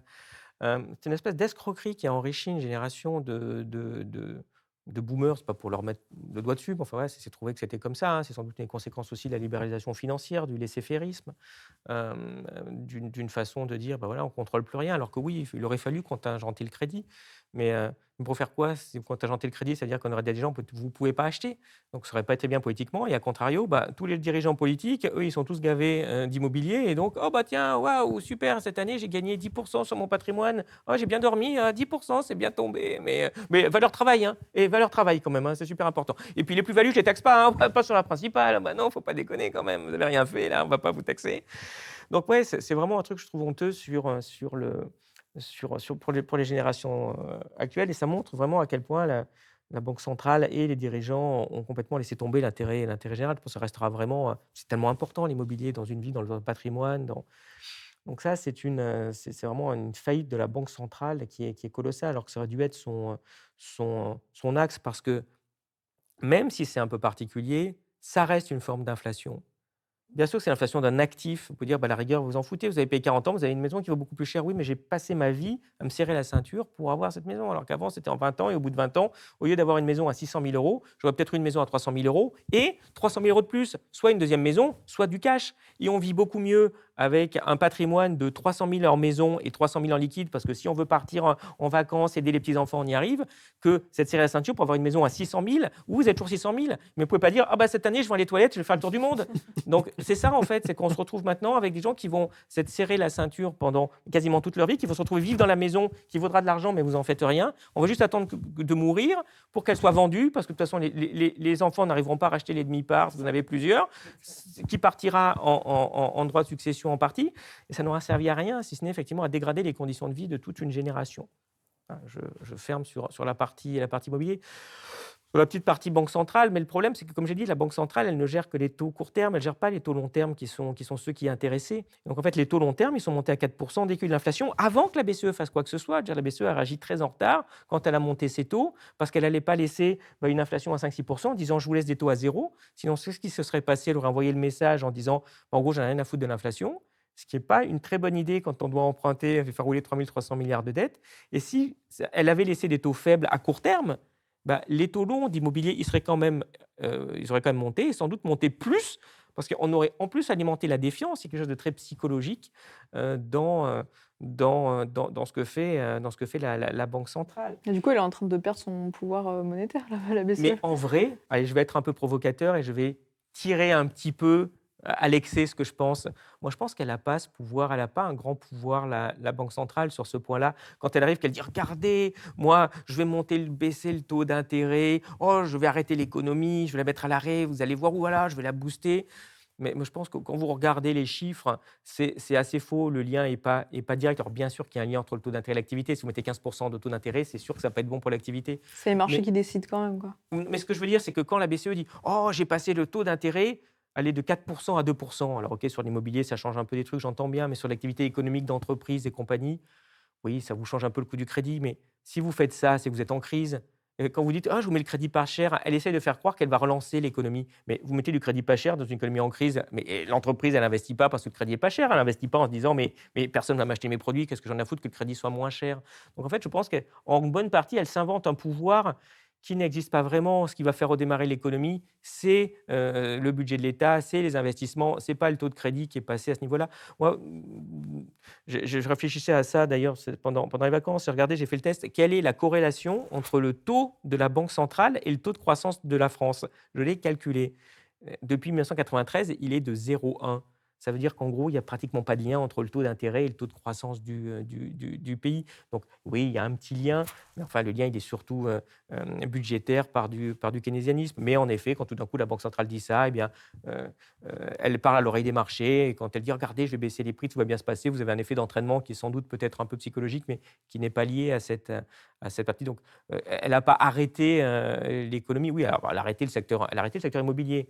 J'entends bien, mais enfin, déjà, elle ne travaille pas que pour le secteur immobilier. La Banque centrale, elle travaille pour toute l'économie. De notre côté, ce n'était pas un mal, parce que sinon, ça a quand même permis à des gens, depuis 2-3 ans, de s'acheter une maison moins chère que par le passé, certes, avec des taux d'intérêt plus élevés. Et surtout, enfin, voilà, cette Banque centrale, il ne faut pas lui donner plus de pouvoir que ce qu'elle a. Le pouvoir de faire tourner, de ralentir, d'augmenter l'économie, il est dans les mains du gouvernement. Et là, le gouvernement, il a mis l'économie sous cocaïne depuis déjà pas mal d'années. Donc, ça va très, très, très, très vite, en fait. Et le meilleur exemple qu'on puisse donner, ça se passe en contre-exemple, les taux d'intérêt, elle les a mis à 0, voire un tout petit peu négatif. Ça n'est jamais arrivé dans l'histoire. Autrement dit, on a dit à des gens, tu me prêtes 100, merci, dans 5 ans, je te rends 99,5. D'habitude, ils rigolaient bien, puis on prêtait pas. Bon, pour différentes raisons financières, dans le n'importe quoi actuel, ça a quand même marché un tout petit peu. On a mis des taux à 0%. Alors, on a très bien vu la bulle immobilière qui a repris entre 2015 et jusqu'au Covid. Hein. Oublions cette partie-là, sur l'activité économique. Mais elle est où la croissance géniale qui aurait dû être générée par des taux à 0%? Tu es avec nous dans cette pièce-là? Enfin, moi, je la vois pas, Il y a en peut-être pas eu fait. de croissance, mais peut-être que sans ça, notre situation sera encore pire. Ah, ça, c'est un beau schéma néolibéral, ça. Oui, sans l'Union européenne, on serait tous morts. Et de toute façon, heureusement qu'il y a eu Macron, parce qu'il y aurait un autre président de gauche, et si ça se trouve, on serait tous morts. Donc, moi, je pense qu'il faudrait aller plus loin. Là, c'est de Le Maire. Ça n'a pas marché. Parce que si ça se trouve, si on avait fait 10 000 milliards de dettes, Ouais, c'est ça. peut-être que quand même, on aurait Ouais. redémarré, qu'on serait devenu leader sur l'intelligence artificielle.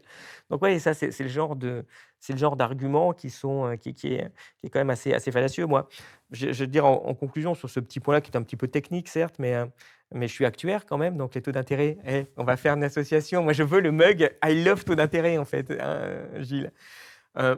Moi, je pense que c'est un... Sauf cas de crise énorme, type Covid, mais enfin, quand même drôlement rare, ou 2008. Le reste du temps, moi, je suis pour un pilotage automatique des taux d'intérêt, en fait. Taux d'intérêt, c'est l'inflation, plus 0,5, parce qu'il ne faut pas déconner non plus, peut-être 1, allez, discutons. Le taux d'intérêt, c'est fait pour rémunérer les prêteurs de capitaux dans une économie capitaliste. Alors, on peut vouloir un type d'économie, j'entends bien. Dans celle qui existe aujourd'hui, et un petit peu pour le moment, surtout l'Occident, le taux d'intérêt, ça sert à ça. Ça sert à rémunérer, donc à trouver des investisseurs qui vont accepter de prêter leur argent. Ça ne sert pas à être le thermostat de l'économie. Il faut arrêter parce que déjà, comme je l'ai dit, je pense que c'est faux en bonne partie. Mais si vous commencez à dire « Ah oui, je te mets un taux zéro », vous faussez complètement les prix. Donc tout d'un coup, vous avez tous les actifs qui augmentent, ce qui pose des gros problèmes.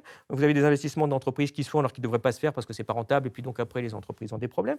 Donc l'outil taux d'intérêt, c'est quel est le taux en fait, c'est le prix de l'argent. Combien l'argent est censé valoir? Point final. La conséquence que ça peut avoir, ce n'est pas le problème d'une banque centrale, c'est le problème du gouvernement qui doit à ce moment-là faire ou du déficit ou de l'excédent pour équilibrer ses comptes. Et là, on est sans arrêt en train d'utiliser des outils économiques fondamentaux en leur faisant faire n'importe quoi, ce qui n'est pas leur but, et on a des problèmes. On vient de parler du taux d'intérêt, c'est pareil sur la monnaie. La monnaie, c'est fait pour équilibrer une économie dans son environnement proche commercial. C'est pas fait pour être un joli symbole pour faire la construction européenne de blablabla. Il faut mieux se tenir la main, chanter l'hymne à la joie, faire un autre truc, mais on ne dit pas on met une monnaie en commun, ce qui est comme mettre des chaussures en commun en disant voilà, dans toute l'Union européenne, j'ai fait la moyenne, c'est 42, donc on met les mêmes chaussures 42 à tout le monde, avec le petit drapeau européen, parce qu'on s'aime. Et puis il se trouve que les Allemands, comme ils chassent du 38, les chaussures 42, ils nagent un peu dedans, mais ça va et ça rigole bien pour Tegernsee, là, en Bavière. Mais le grec qui a des pieds 46, et ben, quand on lui met les chaussures 42, il a très, très, très, très mal. Et là, ce qui est quand même assez formidable, c'est que tout le monde voit le grec par terre en train de pleurer avec ses chaussures qui sont trop petites et où il a mal. On lui dit, mais gros, enlève tes chaussures, ça va aller mieux. Il vous dit, non, non, non, non, non, je veux pas parce que c'est le symbole de l'Union européenne, de trucs comme ça. Alors qu'évidemment, si la Grèce était sortie de l'euro, elle aurait eu des difficultés, elle aurait eu une crise. Ça aurait été difficile pour ses importations de pétrole, j'entends bien. Mais en attendant, eh bien, elle vendrait de l'huile d'olive à tire-larigot. Elle aurait du tourisme qui serait reparti. Et ce qui se passe, c'est que les touristes, ils vont plutôt en Turquie, puisque vous traversez 30 km et vous voyez les prix 2 fois moins chers entre la Turquie vers Marmara et la Grèce du côté de Rhodes. Et c'est pas normal. Donc l'économie, pareil. On a décidé de faire des trucs politiques avec la monnaie, dans un but politique qui est parfaitement assumé. Hein. L'équipe de l'époque vous disait, oui, oui, mais on fait l'euro parce que ça va créer tellement de problèmes que ça va obliger à aller encore plus loin. Merci, les problèmes, on les a bien vus. Alors le encore plus loin, c'est pas pour demain. Et en attendant, on doit se coltiner ça avec des dirigeants qui font n'importe quoi avec des outils fondamentaux d'équilibre des économies. On arrive à la fin de ce débat. Je vais vous laisser conclure avec une petite question. Alors, imaginons demain, vous êtes ministre de l'économie.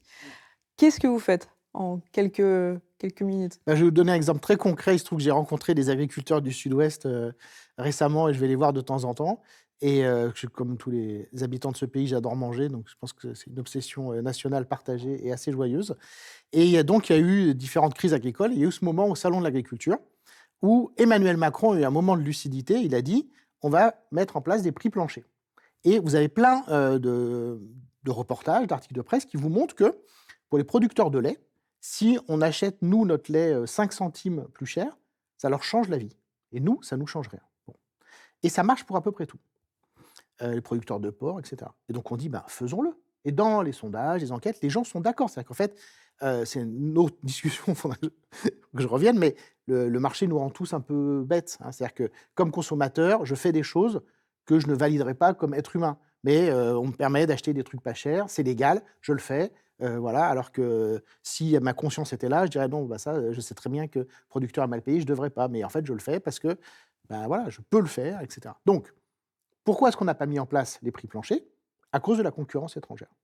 Et donc, ma solution, elle est simple.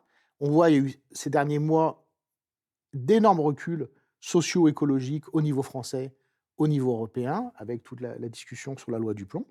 Et il l'a très bien dit. Il a dit, on ne peut pas interdire un produit qui est autorisé dans l'Union européenne, parce que si on l'interdit en France, vu qu'on continue les importations, eh bien, les producteurs français de betteraves sont désavantagés par rapport aux producteurs étrangers qui utilisent ce pesticide qui leur permet d'avoir des coûts de production plus faibles, donc des prix de vente. En fait, si on est, je pense, un enfant, on comprend très bien la solution. C'est qu'il faut arrêter le libre-échange. Donc, moi, ma première mesure, moi, ministre de l'économie, c'est j'arrête le libre-échange. Et donc, aux frontières, j'interdis, il y a tout un tas de merdouilles chinoises, je ne laisse plus rentrer. On ne laisse pas rentrer légalement la cocaïne ou les kalachnikovs. On ne laisse pas rentrer les jouets qui risquent de blesser nos enfants. On ne laisse pas rentrer des t-shirts qui ont été faits par des enfants, parce qu'on n'est pas des ordures. Voilà. L'État français promeut certaines valeurs. Et sur un certain nombre d'autres choses, qu'elles viennent de Roumanie, de Belgique ou d'Espagne, on met des droits de douane qui sont des recettes publiques. Donc, ça participe à la... Et ça permet d'avoir des prix planchers pour nos producteurs. C'est pour ça que je disais tout à l'heure, la question du prix, elle est fondamentale. Et je rappelle que le prix plancher, ça reste un mécanisme marchand qui ne coûte rien à l'État. Donc, c'est quand même une politique quand même très intéressante. Ça fait de la recette budgétaire, ça stabilise la santé mentale des gens qui nous nourrissent, ça leur permet d'investir, de faire la transition écologique. Je vois quand même beaucoup d'avantages, mais ça supposerait de rompre avec le rêve du libre-échange, qui est au cœur de l'Union européenne. Et donc là, c'est très difficile, puisqu'effectivement, on a cette alliance, et en fait, qui est surtout portée par la gauche, puisque la gauche, c'est le Parti socialiste qui a inventé l'Europe. Jacques Delors. Voilà. Non, mais la gauche, non, mais à un moment donné, les gens sont perdus après non plus. Hein, bon, le Parti socialiste. Voilà, ça reste. Ça va. Et donc, effectivement, s'il y avait un débat, et je n'arrive pas à ouvrir ce débat, j'ai rencontré des députés socialistes, ils ne veulent même pas en parler. C'était le plus grand vol démocratique des dernières décennies. Le référendum de 2005, j'avais fait campagne pour le nom. Nouvelle engueulade avec le paternel. Et je finis juste très rapidement là-dessus. Il se trouve que j'enseigne à des jeunes personnes dans un institut d'études européennes. J'ai jamais enseigné en faculté d'économie depuis ma thèse, et donc j'ai des jeunes gens qui s'intéressent aux questions européennes et internationales. Et j'ai connu la génération Vive l'Europe, etc. Et ça fait plusieurs années, je l'ai remarqué chez mes étudiants et mes étudiantes, il y a un retour de la fierté d'être français. Et je voudrais rappeler que la gauche, en fait, la nation, historiquement, c'est la gauche. La Révolution française, vive la nation à Valmy, c'est une valeur de gauche, la nation. Et j'aimerais bien que la gauche arrête d'être complexée par rapport à ça, revendique le fait que c'est nous qui nous intéressons de l'avenir de la nation, que c'est nous qui portons le Conseil national de la résistance, il y a nation dedans. La sécurité sociale, c'est quelque chose de national. La solidarité, elle a lieu au niveau national. On doit se préoccuper de l'avenir de notre pays. Et ça passe par la protection aux frontières, alors qu'effectivement, le grand capital n'en a rien à faire. Et d'ailleurs, il y a une responsabilité morale énorme des patrons, dont on ne parle pas du tout assez en France. Vous l'avez très bien dit, quand on a un problème, on va chercher la Banque centrale européenne. Je trouve ça minable, humiliant. Ce qu'on devrait dire surtout aujourd'hui, c'est qu'il y a une force sociale qui a porté au pouvoir Emmanuel Macron, qui l'a défendu, qui a demandé et obtenu de très fortes baisses d'impôts, c'est le MEDEF. Et aujourd'hui, je trouve ça sidérant que le MEDEF se permette d'aller sur les plateaux en disant « jamais vous augmentez les impôts ». Mais les gars, vous nous avez endettés effectivement à vie, et personne ne vous dit « mais c'est à cause de vous ». On se rappelle du PINS, le 1 million d'emplois avec le CICE. Enfin, les gars, ils ont eu tout ce qu'ils voulaient. Derrière, ils ont délocalisé, il n'y a aucune innovation, ils sont nuls les patrons français. Et on continue à les laisser parler sans aucune contradiction. Je trouve ça, c'est d'une violence incroyable. Lélie Berruyer, ministre de l'économie. Je suis pas sûr que je pense ça, moi. Je n'ai pas marqué kamikaze. Non, je dirais deux choses. La première, parce que on n'a pas parlé de la suite, en fait. La question, c'est est-ce qu'il est encore temps de faire quelque chose? Et j'en suis pas persuadé. C'est une vraie interrogation, en fait, sur ce point-là, parce que c'est la situation d'un surendetté, mais d'un surendetté particulier qui peut pas dire simplement, la gars, je prends un deuxième travail et puis ça va aller mieux. Parce que le problème, c'est que l'économie est cyclique. Quand on prend les projets de budget délirants, enfin, délirants en termes de violence sociale, hein, de Bayrou là, qui a sauté, je ne suis pas sûr que le prochain soit beaucoup mieux. De toute façon, ils continueront. Moi, j'ai regardé les prévisions du FMI jusqu'en 2030. C'est la dette, elle continue à monter très fortement. C'est pour ça qu'on a été encore dégradé. Ce que je veux dire, c'est imaginer qu'on dise, bon, allez, je fais vraiment un gros effort, j'essaye de diminuer le déficit de 50 milliards. Passant de 200, je ne suis pas encore arrivé. Il faudrait viser 3% pour que ça s'équilibre pour différentes raisons mathématiques. J'en ai expliqué ça sur Elucide. C'est un peu la cible pour que ça tienne un temps soit peu, mais il faudrait aller plus loin pour quand même la diminuer, cette dette. Mais déjà, pour comment la stabiliser, il faudrait 3%, on est à 6. Vous dites, bon, je vais essayer de gagner déjà 50 milliards. Donc, comment je fais 50 milliards? Allez, on va essayer de faire une grosse politique. J'augmente les impôts de 50 milliards sur les plus riches. À la rigueur, pourquoi pas? Mais quand vous faites ça, qu'est-ce qui se passe? C'est parce que ce déficit, c'est lié à des équilibres entre les dépenses et les recettes, et ça alimente le PIB. Quand la droite vous dit sans arrêt, il faut diminuer les dépenses publiques, il faut diminuer les dépenses publiques, on pourrait discuter, mais les gens, ils ont une idée de, bah oui, ils vont diminuer les dépenses, ils vont diminuer les impôts, et donc j'aurai plus d'argent, et puis c'est comme ça que ça va faire. Mais non, d'accord que comme il y a un déficit, si vous diminuez les dépenses publiques, vous ne diminuez pas les impôts. Donc en fait, ce que vous faites, vous allez détruire de l'activité économique. C'est tout, puisque à aucun moment on pourrait dire j'ai diminué des impôts, puis ça a fait de l'activité par ailleurs. Non, je vais juste diminuer des dépenses. Donc je détruis du PIB, c'est-à-dire que je fais de la décroissance. Quand vous essayez de rééquilibrer, vous allez diminuer votre PIB. Si vous diminuez votre PIB, ça a un nom qu'on n'aime pas trop en économie, ça a tendance à s'appeler récession. Et à ce moment-là, vous allez diminuer l'activité économique, donc vous diminuez les impôts. Donc, il se peut très bien que quand vous faites un plan massif pour diminuer de 50 milliards le déficit, vous augmentez les impôts de 50 milliards, et vous allez dire, bah, c'est bizarre, il ne m'est pas rentré 50 milliards, il m'est rentré que 10 milliards. Parce que par ailleurs, j'ai créé une crise économique. Donc, il se peut qu'on ait tellement boosté depuis des années l'économie que quand on va essayer de faire un plan pour diminuer le déficit de 50, bah, il diminue peut-être que de 10 ou de 15. Et vous n'y arrivez pas. Et vous allez être dans un... Alors, j'en sais rien jusqu'où on en est. Moi, je crains que ce soit vraiment ça qui se passe, parce qu'en théorie, c'est comme censé ce qui est se passer. C'est-à-dire que vous allez essayer de diminuer le déficit, vous n'allez jamais arriver à avoir quelque chose d'efficace et de pérenne pour stabiliser votre dette, ce qui peut déclencher une défiance des marchés et donc une crise économique. Mais ça, on le verra dans les années qui viennent. Mais en tout cas, je veux dire, même dans les prévisions du FMI, à aucun moment, ça va déjà stabiliser, ça continue à monter. Donc, autrement dit, on va continuer à parler de ça pendant longtemps. Tous les gouvernements vont se succéder en disant qu'il va falloir faire des plans de rigueur, austérité, rééquilibrage, appelez-le comme vous voulez. Donc, autrement dit, déjà, ce n'est pas sûr que ça marche en termes économiques. Alors ça, je suis sûr que ça ne va pas marcher du tout en termes sociaux. C'est-à-dire que vous allez créer des problèmes sociaux, vous allez créer donc des problèmes politiques. Donc vous allez avoir plein d'élus qui vont dire ah, c'est pas bien de faire des trucs qui sont en effet sans doute un peu compliqués. Et donc vous allez augmenter l'instabilité politique dans le pays, ce qui ne va toujours pas plaire aux prêteurs hein, et aux agences de notation. Donc ce que je veux dire, c'est voilà, comment on sort de tout ça.